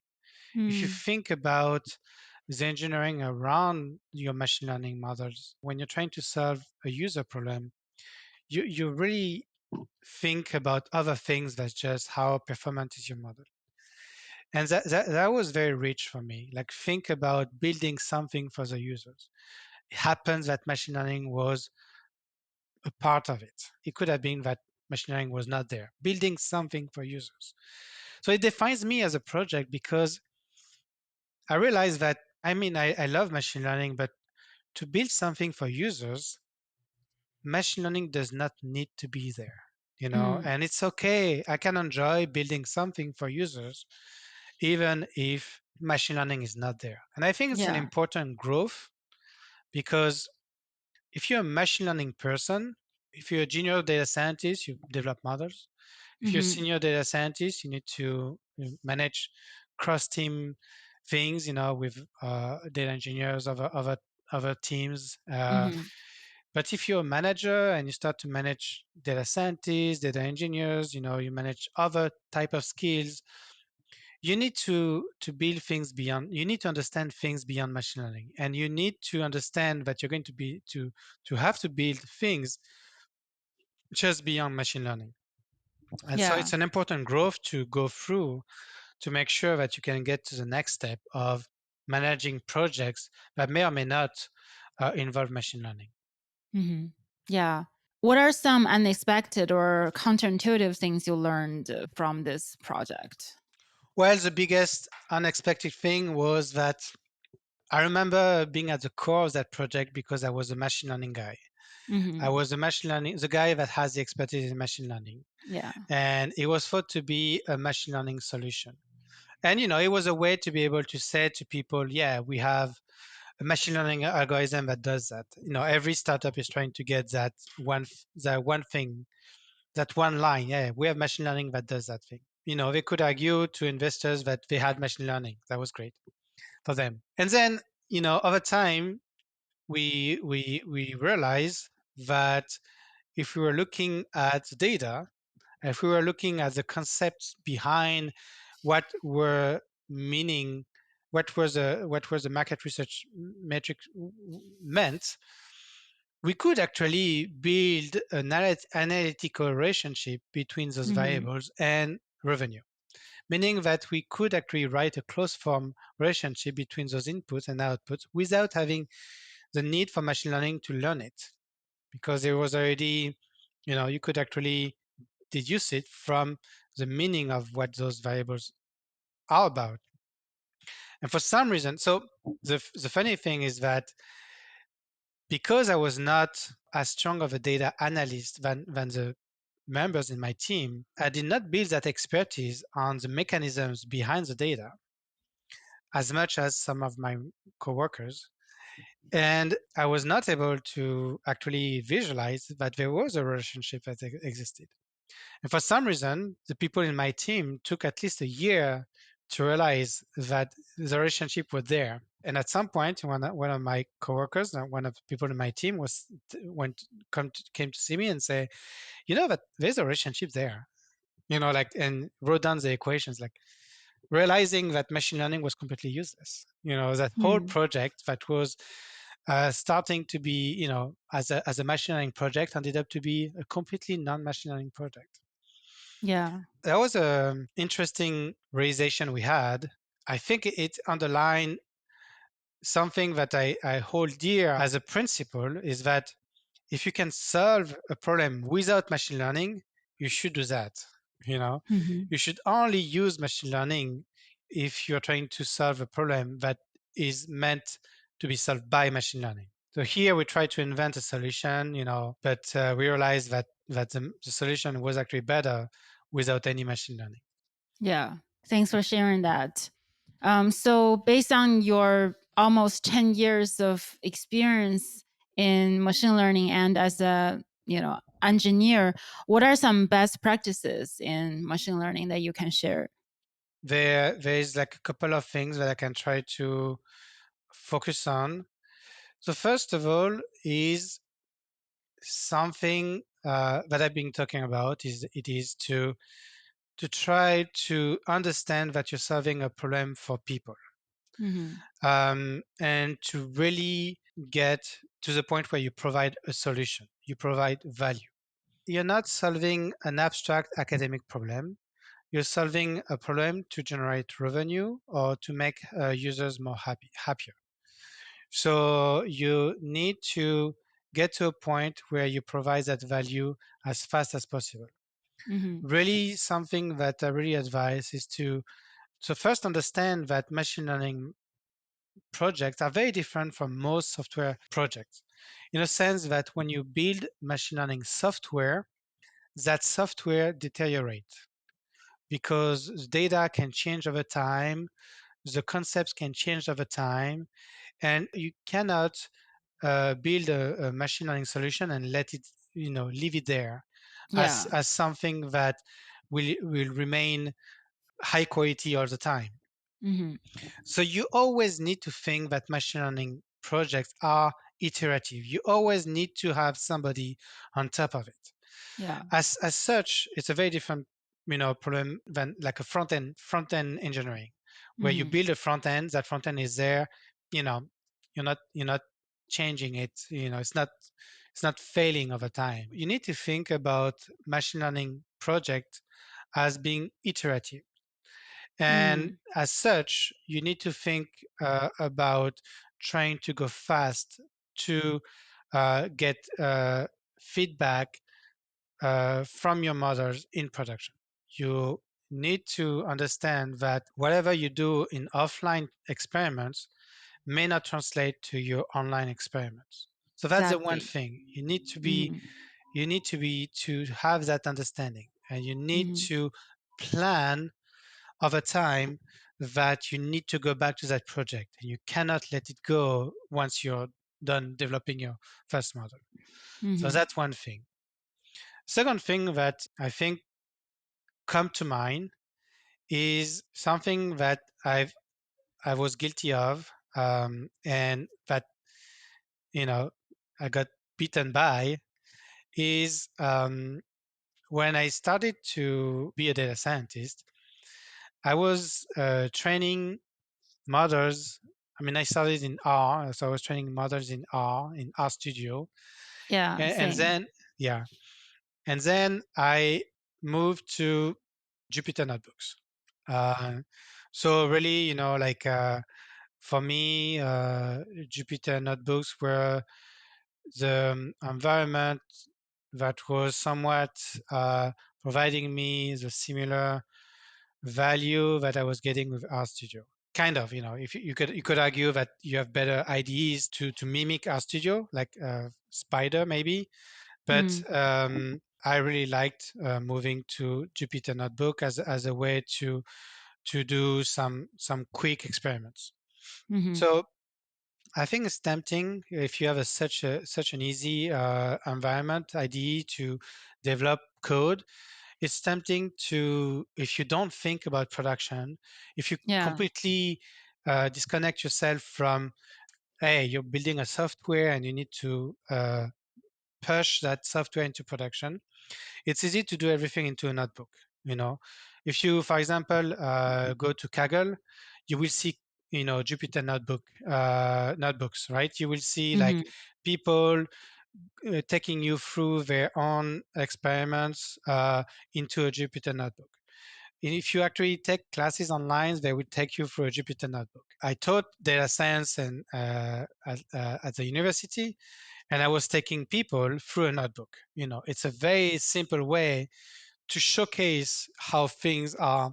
If you do something to the data, it's a very easy way to showcase what happened to the data. Mhm. So it's tempting to actually train your models into your notebook. And it's tempting to have that messy code all over your notebook. So I'm not saying that it's impossible to manage your notebook code base in a way that you can have something that is reproducible, Mhm. but it's actually very hard to have something that is production quality in a notebook. Yeah. And I remember doing that, like developing. So actually, I remember like developing RStudio. In RStudio, you can run line by lines if you want. You can Yeah. highlight your lines and just run those lines. So Mhm. you have a similar flow than in Jupyter Notebook. And also, your data is in memory, meaning that you do something, your data is kept in memory. That means that if you do something else, depending on what is in memory, you may or may not have the same behavior, Mm. depending on what you've done before. So I remember like writing some code in R Studio. At some point, I had a very good model, very high performing model, very high AUC or whatever. And came the time to port that that code to a production code base. So I was copy pasting my code from RStudio to whatever better code base, the production code base would be. And I realized that it was super tough to keep the integrity of the data transformation by porting a code base from one place to another Mhm. in one format to another. Yeah. So the big learning that I got from that is that whatever code you're writing for in development has to be your production code. So what I do now is that when I write development code, when I train my final model, that code is a code that goes into production. I don't touch it. I don't modify it. I don't port it from one place to another. Mm. It's already I develop in a way that when I uh, train a model, the model that is trained is going to be picked up in production by the same code base. And so when, for example, I validate the model in development, it's going to be using the same functions for predictions, for example. So it's going to take the data from the same place and it's going to really inject the data to the model in the same way, in such a way that in production, there's no surprises, Mm. at least in the way the code has been implemented. There always can be some surprises in productions, but at the very least, I'm not inducing some surprises by using a code that is different in production than the one that Mm. was used in development. That is something that is I'm extremely strict about because I really don't want to have that complexity of porting code from development to production. And that's Mm-hmm. why it's very important to think about production starting your development. When you start your development, think about production. You know, Mm-hmm. are you going to productionize your code in real time, or are you going to productionize in batch? This will influence the way you write your code, and you should be able to write your code in development in a way that is in line with the way you're going to productionize. Yeah. I think every data scientist or machine learning engineer is probably going through those type of shift. Like I had similar experiences with you where I didn't know how to write a function. There's no module. I just run things line by line. In R, you can just do the what is it, LM, the linear model, and Hmm.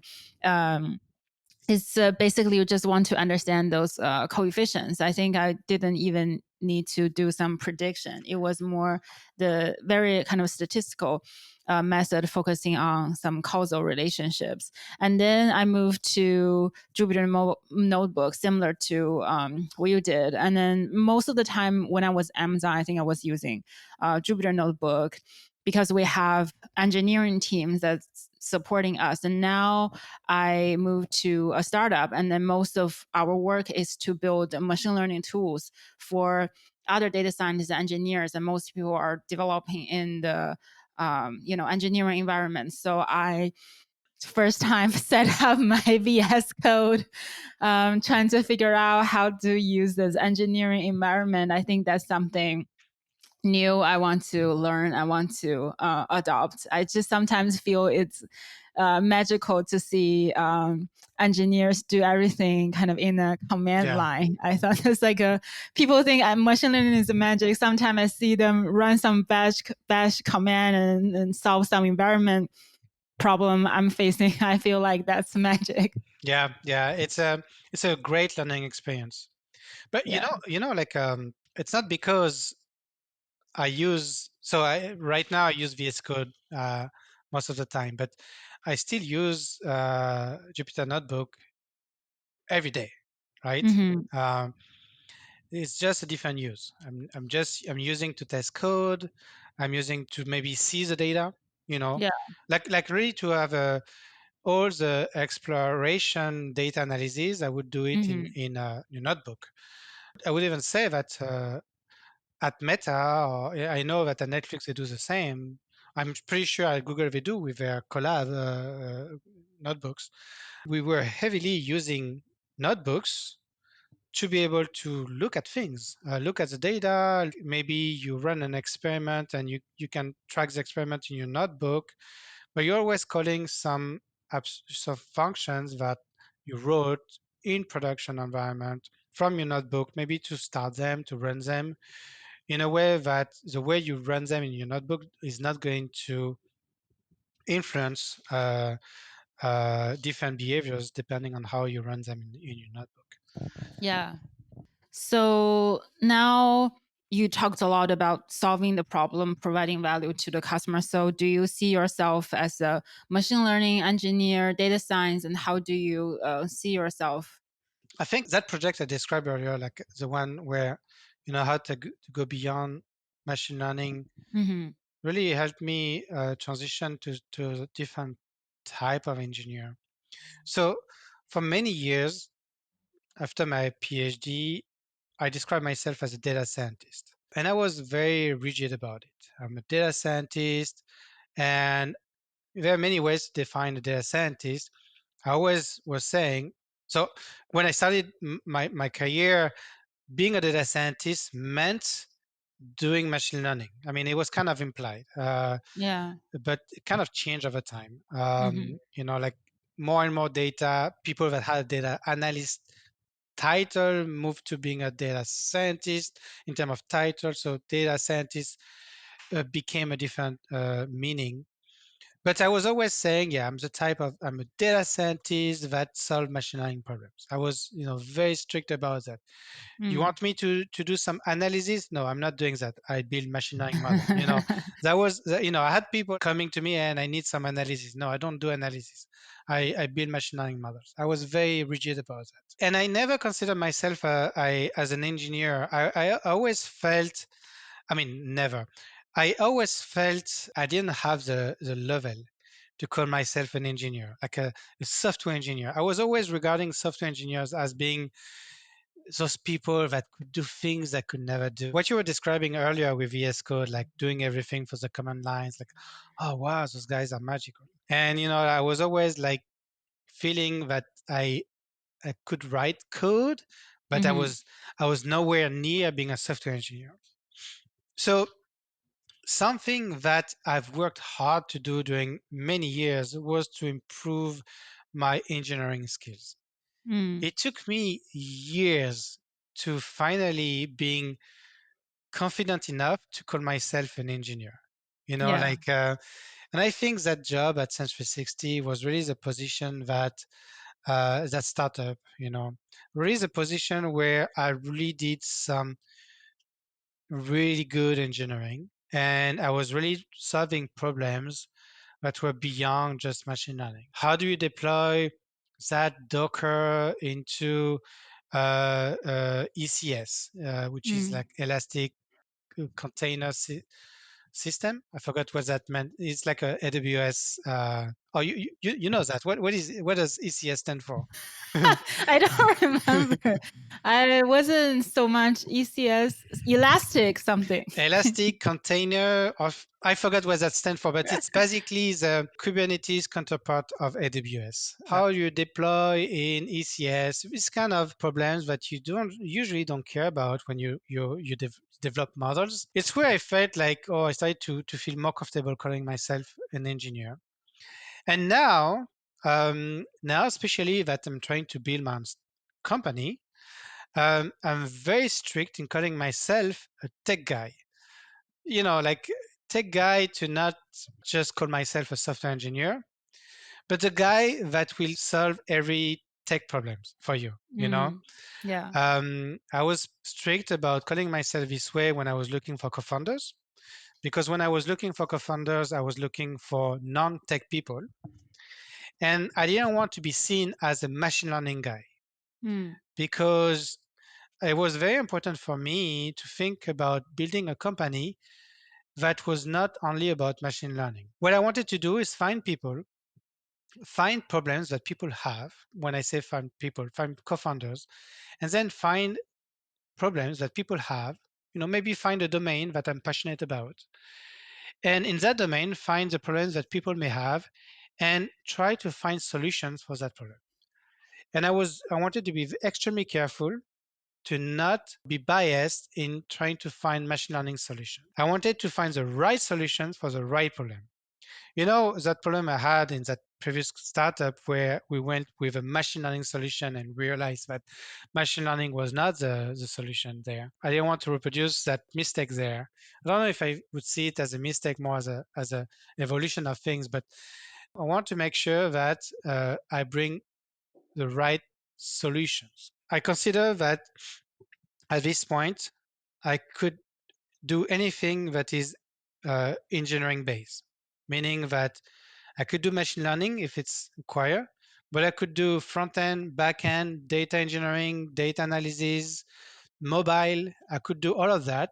Whatever the business needs as a tech solution, I would bring it.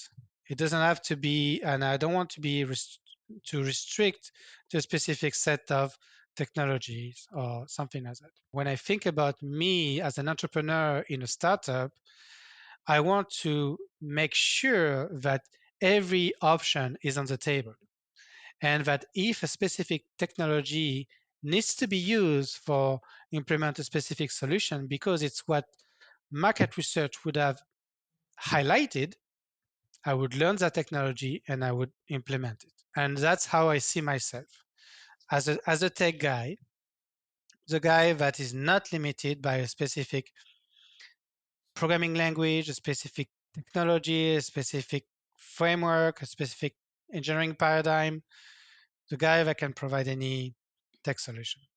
Mm-hmm. Yeah. Thanks for sharing that. And what is something in the machine learning community that most people believe in, but you disagree with? So you see, if I find myself in a situation where most people in the community disagree with me, I would start to question if what I believe is actually really true, right? Mm. I don't think I am in a situation where I believe something that most people disagree with. But I am in a situation where I believe things that tend to be disagreeing with what some groups of people may be thinking. And I think it's due to the different backgrounds that people may have. Like for example, like I said, I've been very careful to limit the type of applications, the type of data science applications I've been working on to be Mm-hmm. machine learning based. And what I mean by machine learning, I mean machine learning that is underlying big data. This is my small word. And there are people that call themselves data scientists that just don't have that type of requirement. So maybe they work on small data.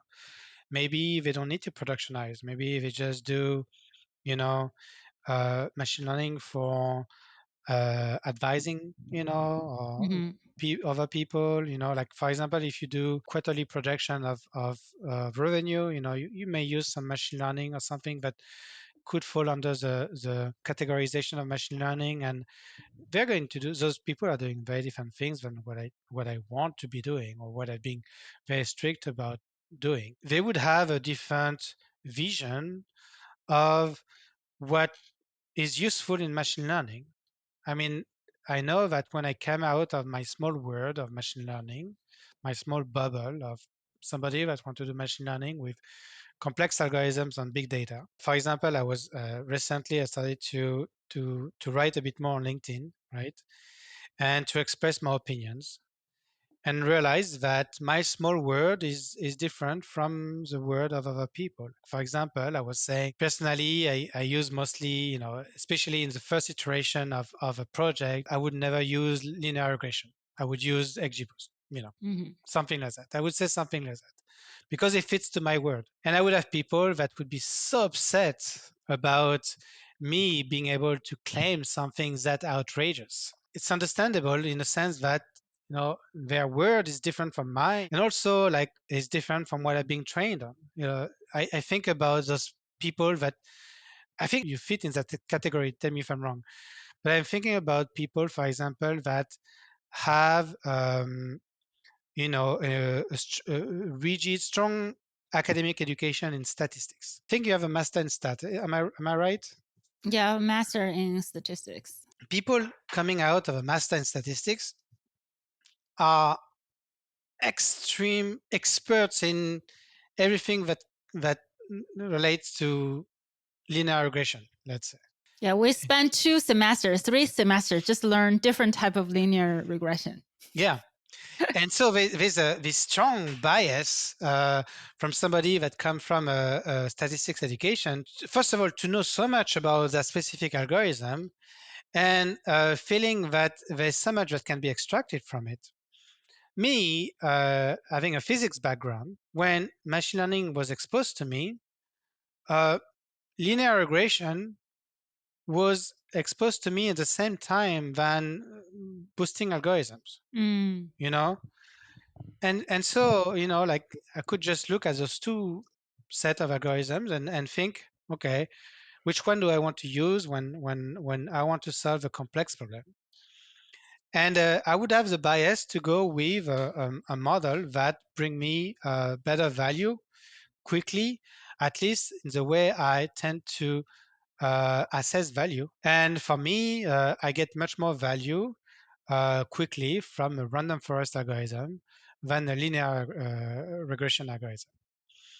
And that's because this is the way I was, exposed to those algorithms. I don't have that bias in thinking that there's so much that can come from linear regression. There's so many people that told me, yeah, but XGBoost, you cannot do statistical inference because you cannot deduce the confidence interval and this like that. These kind of Yeah. things Mm-hmm. from a theoretical standpoint. And if there's all those things where people are very attached to a specific algorithm, and I was basically bashing it. I realized that people have just, they just live in different words when it comes to data science, and that's okay. Mm-hmm. Every word is to be respected. I just describe, my own word. I don't think I disagree with most people on that. Many people Yeah. would have a similar feeling than me when it comes to using XGBoost versus linear regression on big data and complex Mm-hmm. data. Um, it's just that somewhat a cleavage there. Yeah.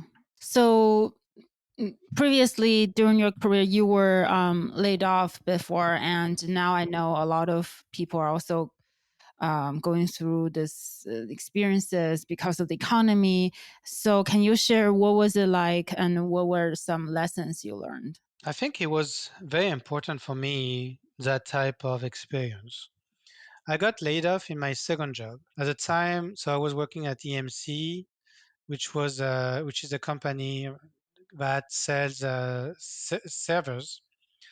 It's a leading company in that field. It was bought by Dell at the time. It was merged with Dell and acquired by Dell.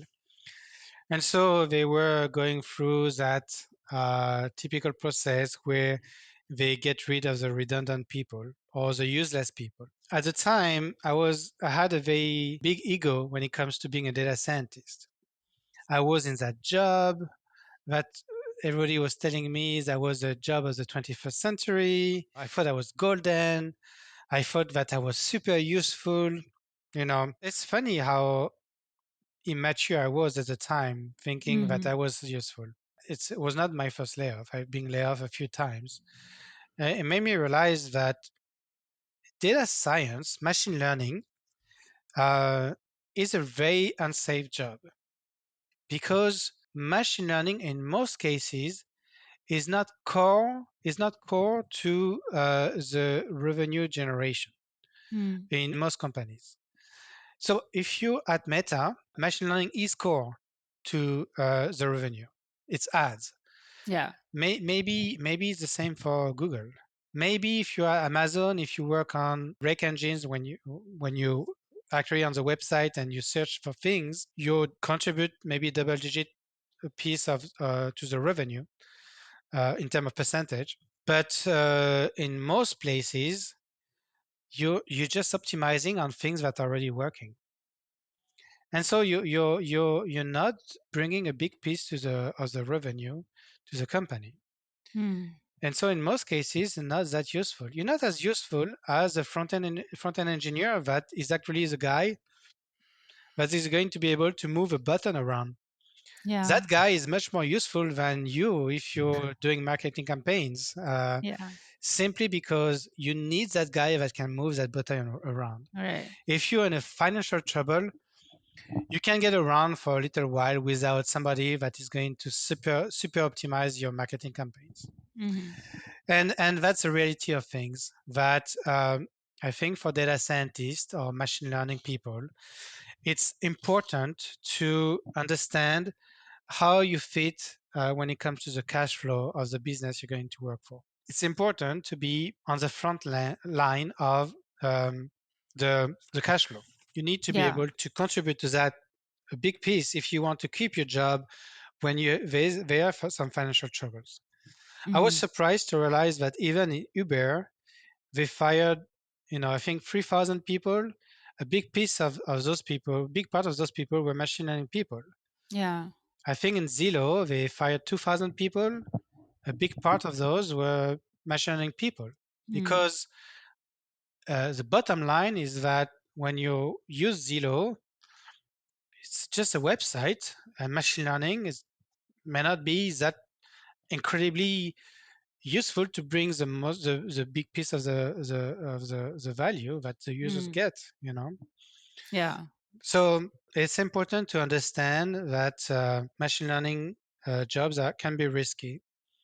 If you go to a yeah. startup, if the core business of the startup is not around machine learning, Hmm. you're at risk. Especially in a startup, they may need like one or two models, or maybe zero. As soon as you train that one or two models, they don't care about making sure that you maintain those models. They get rid of you as soon as you train those models because they get the models, and now what are you here for? So in a Mm, startup, if the business is not related to what machine learning can provide as value, yeah. it's better to not go work there. Uh, in a bigger business, when they can allow for a bit less optimization around resources, if you have 10,000 people in a company Hmm. and you have a small team of data scientists that is barely generating any value, maybe we can keep them around for the next 5 years. Okay. Yeah. Or some companies like Google, they have the research department. Yeah. I talked to someone there, they're like, we are purposely not taking too much feedback from the short-term goals because we Yeah. want to think long-term. So they are research scientists, maybe their goals like 10 years, 20 years, and as long as Google is floating, Yeah. they don't need to worry about their But jobs. Yeah. again, like this only exists. A company like Google can only do that Hmm. if Google is a comfortable financially. I mean, financially, it's a Yeah. comfortable company. Can only do that as soon as it's not comfortable financially. The research piece is not what is going to matter. Yeah. It's going to be those are the first people that are going to be in trouble Mm. when it comes to jobs. Yeah. Thanks for sharing that. So previously, you mentioned you were not very satisfied in your previous company. So then you started to look for jobs and joined Meta. So what was the frustration in your previous company? I think it's something that happens to many data scientists, and I know it's somewhat happening to the people still working there. Many data scientists they learn about machine learning and they want to do machine learning, and then they are upset when we do Tableau stuff or SQL stuff, you Yeah. know, because it's not as exciting. I mean, it can be fun, don't get me wrong. Hmm. But it's just a different job, like doing machine learning and doing data analysis. And nowadays, data scientist is somebody that can do both and that is somewhat expected to do quite a bit of data analysis. The reality in many companies is that they hire people that have a passion for machine learning to make them do some data analysis. Mm. And they get frustrated because it's not what they want to Yeah. do. So in Sense 360, I was hired to, I was the first hired in that company that has a clear machine learning title. So they were like many data scientists, but they were the type of data scientists that were building, so making a lot of analysis Hmm. and building a lot of SQL pipelines, but not doing really machine learning. So I was really the first person that was hired to conceptualize the fact that we were going to do machine learning. Hmm. And a few people from the data science team moved under me to do machine learning, Hmm. like purely machine learning, not data analysis. So it's a data product company, meaning that there's data and it should be a lot of opportunities to do some machine learning because there's data. It's a minimum constraint. But what happened is over time, we moved away from having any machine learning plans. Basically, machine learning, as often it is, in companies, is not as valuable than just doing some let's say data engineering. Mm. If you do some nice data engineering and some good data analysis, very often, companies will find more values in that than having some models predicting some stuff that you may not care about. And Yeah. that was what happened. That there was nothing to that the company cared about to predict. You know, and that's what Hmm. machine learning is about. So I I could have stayed there and managed a team of that were mostly doing very strong data analysis, Hmm. building very good SQL pipelines. But that was not me. I was that person that wanted to see himself more as an engineer, and Yeah. I didn't want to be seen as a good data analyst because first, I'm not sure I'm not as good as those guys when it comes to data analysis. Like Hmm. it's a different job. You know, Yeah. and I wanted to continue my journey in machine learning or engineering, and so I knew I could not stay there. Yeah. That's basically what happened. I was a victim of the job title of data science shifting. Hmm. I remember, like after that job, I was applying. They gave me a title of head of data science. And I was applying to jobs where wanted to be a manager in machine learning.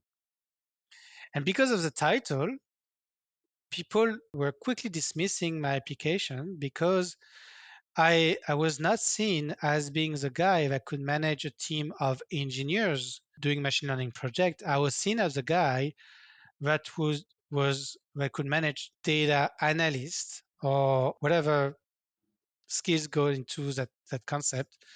And I didn't want that. I Meta was actually the only company that that seen me as a potential person to manage engineers in machine learning. I had a tough time actually because of the job title. Hmm. I had a tough time convincing people that I was a machine learning guy. I was not a guy that was doing data analysis. I was an engineer, and people had a hard time understanding that because of the titles I had in my career. Yeah, yeah.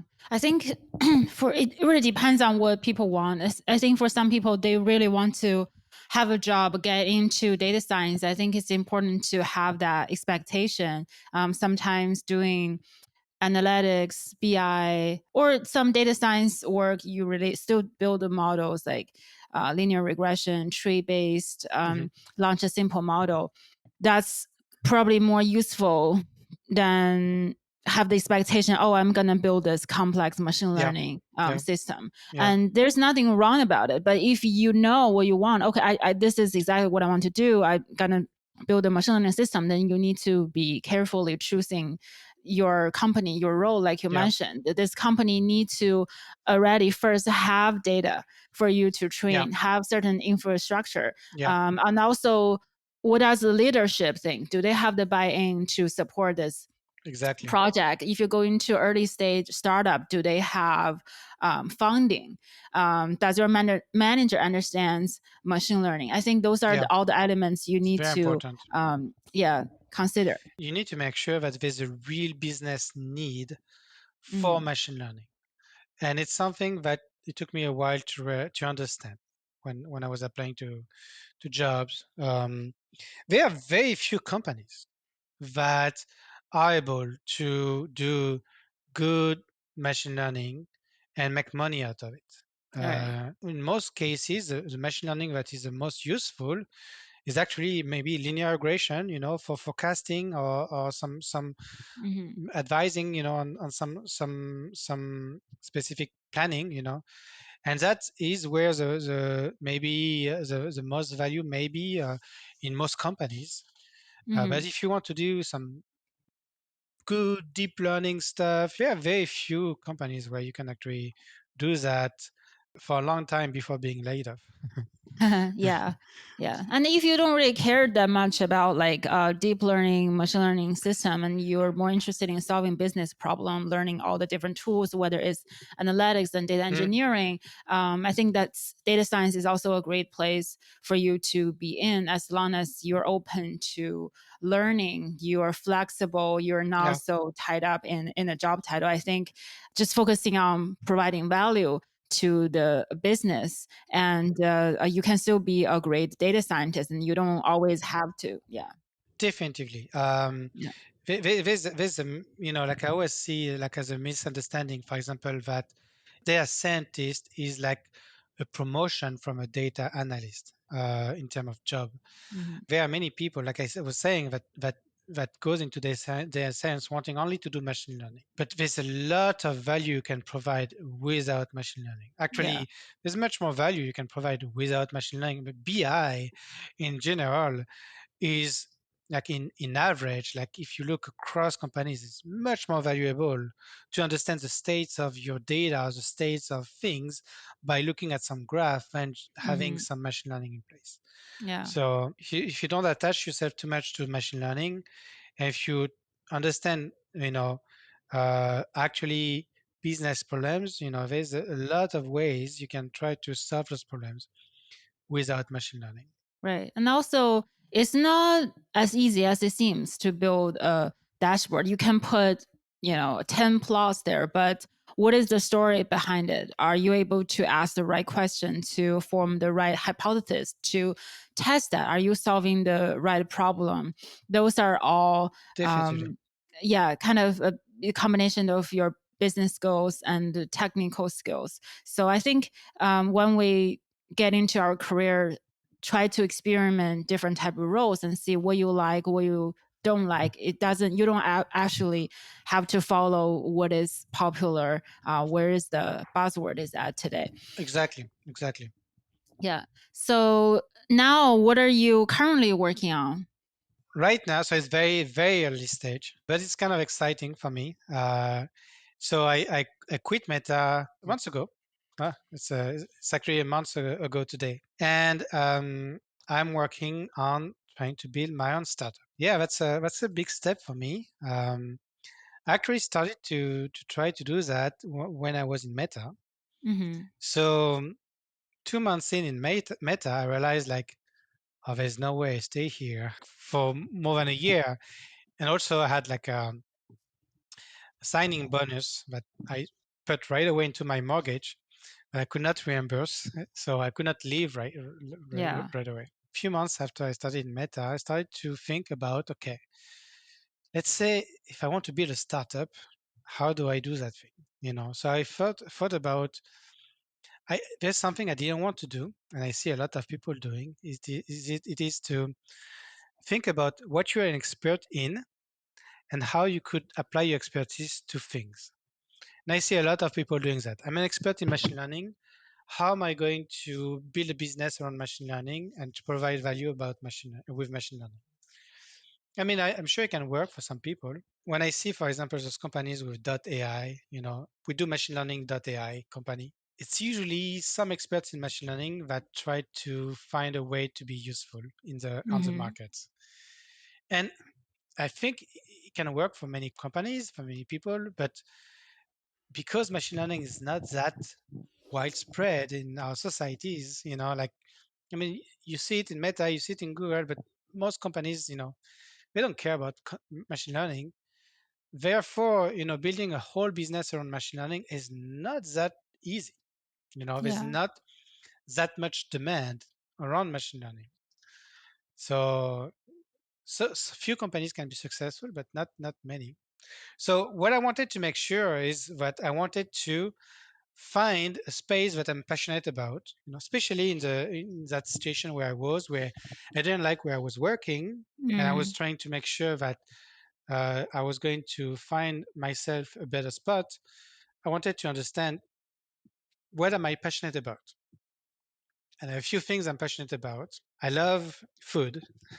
Food is clearly one of my top passion. You know, I could spend all my money going to restaurants. I love cooking. these kind of things. But also, I always loved education. Yeah. So I have like three masters, I have a PhD. I love to teach. I taught for 7 years. And I love to mentor people, helping them understand how to get better jobs, or how to get on the job market, these kind of things. So I thought about like that space. I like it. So I started to build a tutoring platform. So I wanted to build something related to knowledge, like how to convey knowledge to other people. I wanted also to make sure I could monetize it. So I tried to build that tutoring platform. I didn't do any market research. I don't care about it. I really wanted to. I had a job, right? And Yeah. I wanted to build something. I didn't want to philosophize too much around what I had to build. I just wanted to build it. I knew it was the wrong way to go about building a business, but I just wanted to do that. So I built that tutoring platform. It took me a long time because, well, I didn't know how to do front end. I was not especially a back end expert, so, but, I did it. And then tried to show it to people, and I realized that nobody cared about it. Nobody cared about that platform because, well, the competition was actually much better. And I did not realize that there was a competition because, well, I wanted to be blind of it to it. Yeah. So that's the time where, I felt like, okay, now I can build something that looked like a company. I'm just not good enough when it comes to business to make it a reality, to make it such that people want it. Mm. There's much more than tech when you build a company. When you build a software product, there's much more than tech behind it. There's like, do people want it? So I got a big slap from the market at the time that was very got me to wake up in a sense. I tried to look for co-founders. So I wanted to find non-tech people to help me. At first, I wanted them to help me maybe guide the product to something that was a better market fit. Hmm. But then I realized that what I wanted to find, who I wanted to find, was people I could work with for many years, Yeah. um, and did not really matter as much the space or what we were building. What I wanted to find, who I wanted to find, was people I could be married to the time we would need to build a company. Yeah. And I realized that it's actually a very important piece. If you don't like your co-founders, you're not going to, well, you're going to quit. Hmm. So I found, I registered in the, what is called the startup, what is called? The startup school by YC, by Y Combinator. Okay. They have a co-founder matching tool. I really Mm. recommend it, where you get a lot of high quality people to build, that have a very strong experience. That's to me and it's free. There are a few tools like that, like Co-founder Lab or some other others I tried. But you need to pay in some ways. YC, the startup school by YC, is actually free. Is much higher quality than what you can find on the market. So, Yeah. and I found my first co-founder, Dan. Actually, I talked to many potential co-founders there in the space. I wanted to say to find people that were passionate by the space of ed tech, education Hmm. tech, and I found Dan, that is now my co-founder, that was working on a consumer app to help people learn complex topics, or controversial topics. Like, Hmm. for example, you will find a lot of tools around out there to learn about machine learning, right? It's not controversial. It's very, you learn about something that is going to be a piece of knowledge you can utilize as something that is actionable. But if you think about topics like abortion, there's a lot of things to understand about abortion to have an opinion there. You can lean left or right on that specific subject. But many people tend to make a decision on that subject based on values and not too much about actual knowledge that relates to that subject. How do you lean on a topic that is controversial, and how do you educate yourself to lean in an educated manner? And in a sense, is how do you also understand the other side? Mm. How do you understand both sides or all the sides in such a way that instead of disagreeing with people based on what you feel is right, Yeah. you disagree with people understanding where they come from. You disagree with people understanding maybe the different point of view they may have based on different experience and something like that. So I really like the fact that what he was working on was a way to bring people together.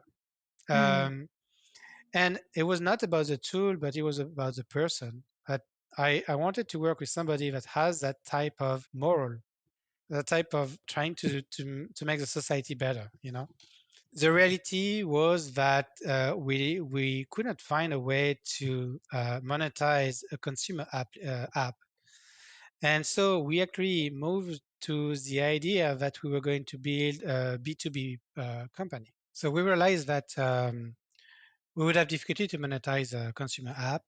So we went into the direction to have a B2B more, type company. And we were thinking about this, SaaS solution, um, so a SaaS B2B company. Uh, and s- what we're working on right now is actually a lot influenced by what I experienced at Meta. At least I'm able to project myself very easily into the shoes of the users because of what I experienced at Meta. So Meta is a company that actually care a lot about their employees. They are going to listen to them, try to send them surveys and make sure that they understand what they feel. Mark Zuckerberg every week is answering questions from employees. He's having a 1 hour meeting every week to talk to us. There's a real desire to make a good culture. But even then, all that desire, I felt that I had a lot of opinions that were not heard. You know, I Mm-hmm. felt that it was difficult to convey some opinions or some things that could really help the business. At least it's what I felt as an employee. I may have been wrong because, if you're a leader, there are things that that employees don't. But at the very least, I felt that I was not heard in a Mm. company that has a culture around listening to people. That was interesting for me because I felt that there was something to do there. How is it possible that you work in a company that want to listen to you, but you cannot be heard, or at least it's what you feel? And I wanted to build a company. At least what the direction we are going with is providing a tool for employees to be to uh, get heard better, to have a better voice in a in a company, as well as providing leaders a way to make better decisions by being able to get more refined information when they survey their employees. So when you survey employees, you're limited by the rigidity of what a survey is and how shallow can be the results you get from a survey. It's very non-human. It's very numbers, and there's something missing about some some refinement about some problems that may exist in the company that you have difficulty to capture with surveys. So that's what we're going after, trying to provide a better voice to employees and to give leaders a tool to understand a bit better how their employees are are feeling to potentially communicate decisions in a more educated manner, or to maybe adapt their decisions to Yeah. things that they've learned from the surveys. I mean, from talking to their employees. Yeah. Thanks for sharing that. I'm very excited to see the tool when you launch it. So, what do you think about the future of machine learning? So first of all, um, there's a short-term revolution that I think we're going to see. Um, I mean, I'm just going to extrapolate the trend I see, okay, and try to utilize what I see in other fields to make that extrapolation. So since like there are two things that happen, I think, at the beginning of 2000, at the end of 2000s, beginning of 2010s, um, which is that we get bigger machines and we get different type of algorithms. So I think data scientists became very fashionable at the beginning of the 20 you know 2010s, because suddenly they were able to train on more data in bigger machines, and there was this type of revolution that started to happen at the beginning of 2010s. That's when data scientists became the job of the 21st century, Hmm. where like big data was a reality more than it used to be. And additionally to that, what happened, with uh, deep learning, with Jeffrey Hinton in 2006 and 2007 being able to train bigger networks, maybe um, 2013 with AlexNet, maybe 2018 with BERT. We start to see new revolutions. I mean, new capabilities that we didn't have before, with the ability to generate inference on images, on text, in a way that is is close to what humans can do now. And that type of revolution led to is leading to new type of businesses, new type of markets. If you think about the autonomous car does not exist without um, deep learning, does not exist without most likely reinforcement learning. I mean, deep reinforcement learning.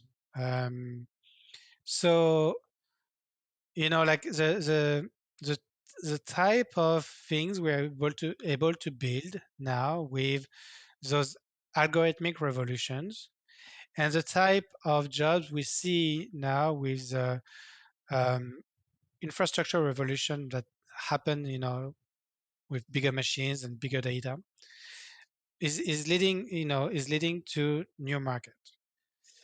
Machine learning is becoming more and more part of our societies. AI is becoming something that is useful.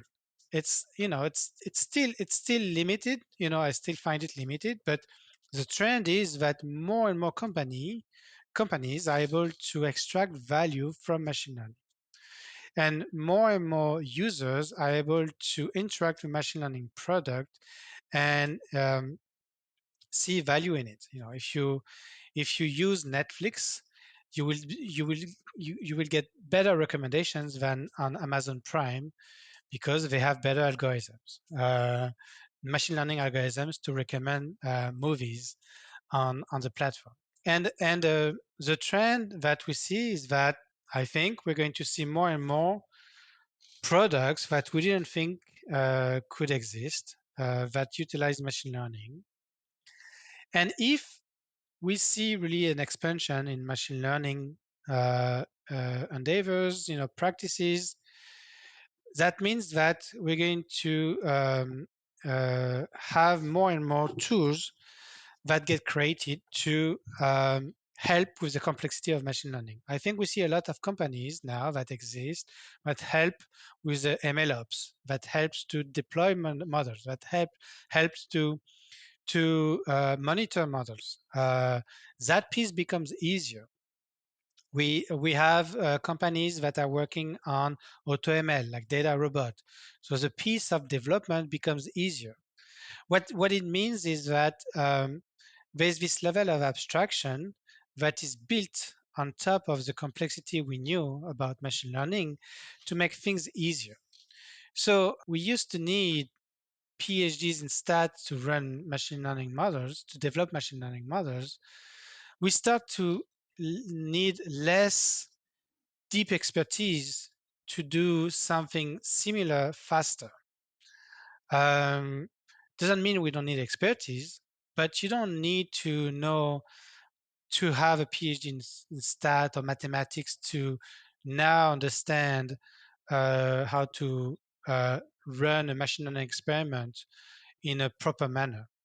Mhm. Um, and more, I think what we're going to see is that there's abstraction of complexity, meaning that less less people with an expertise that is less maybe mathematical will be able to handle machine learning.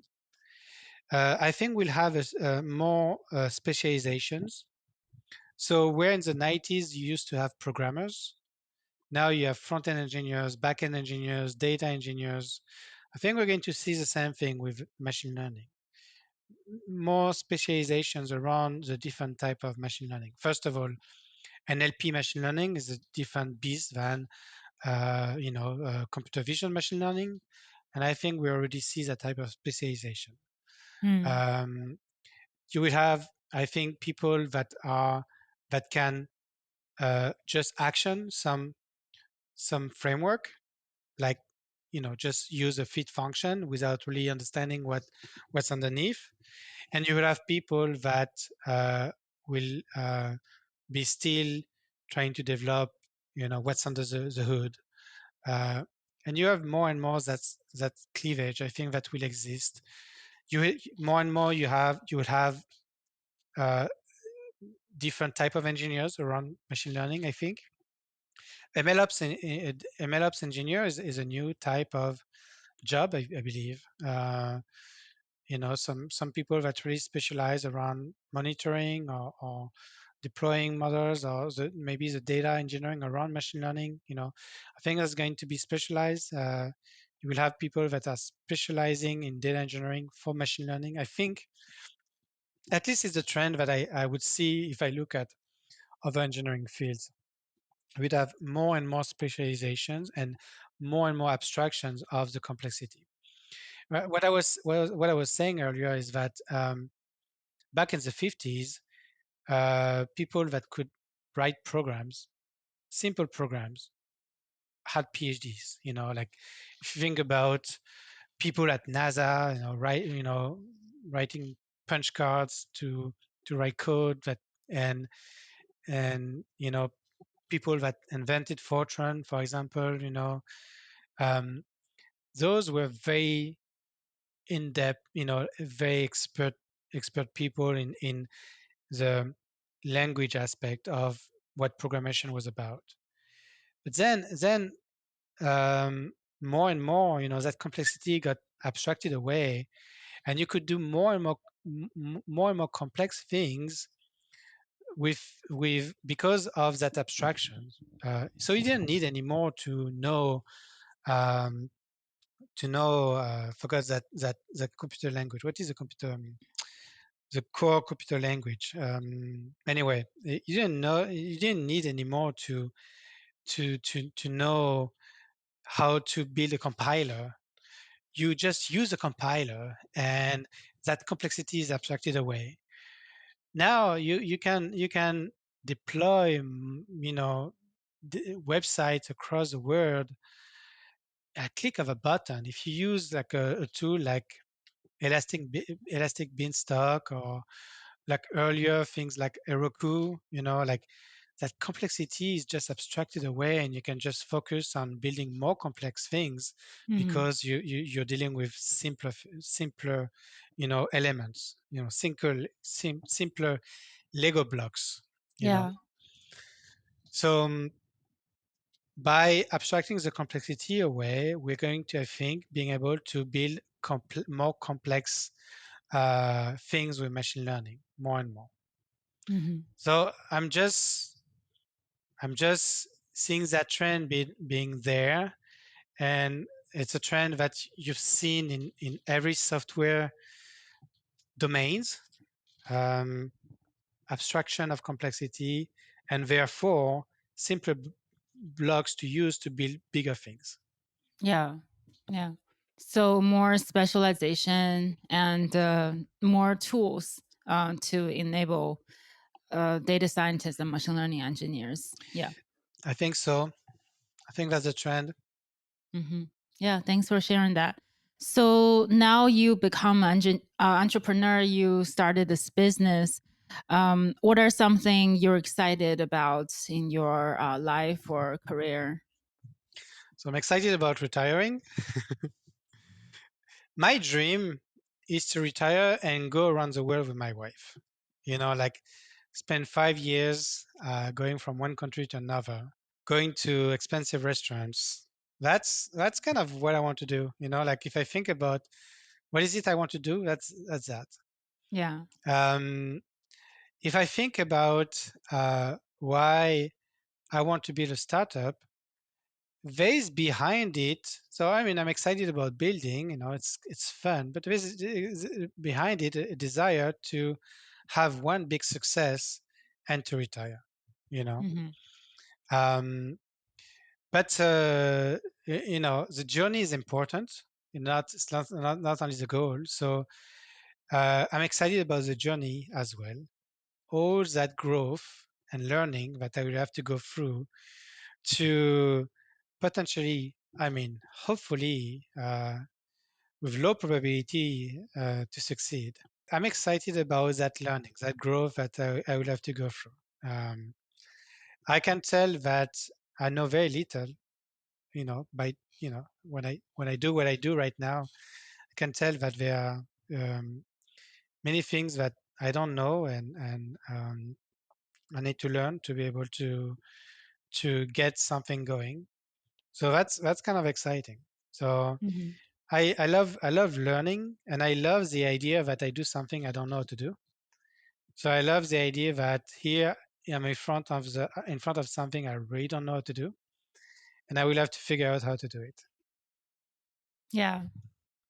Thanks for sharing that. And that's very exciting. So we met because I think I saw your LinkedIn post sharing your career journey and best practices around machine learning. So for folks who want to read more content from you, where can they find you?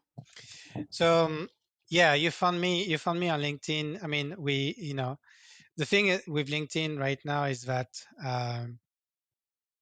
I'm taking a break. Hmm. So it's true that I wrote some content, for 2 months on LinkedIn, less than 2 months, I believe. I was very excited about that process. Hmm. But now I'm not writing anymore on LinkedIn, simply because it takes too much time. And all that time I prefer to spend it, writing code or spending time with my family.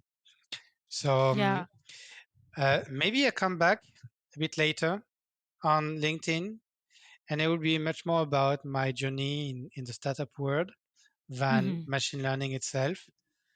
But that makes more sense for me at this point. So people can go on LinkedIn and look at my previous posts, but right now it's in a stale state, uh, and that will be it until I find a reason to come back to it. Yeah. Um, I think that makes sense. We all go through different stages. I think after a while, you'll probably have different learnings, different opinions to share with the audience. Maybe we'll have round two of this conversation. Hopefully, you have a, if it's round two, that means I have things to say. If I have things to say, that means that the journey I'm on right now is somewhat fruitful, Hmm. Yeah. which is not a given. Yeah, I think we broke the record for the data scientist show Time. conversation again. Yeah, and I really enjoyed the conversation. I think the audience will probably also find it very useful. And thanks again for sharing your journey and your experiences. With pleasure. That was really fun.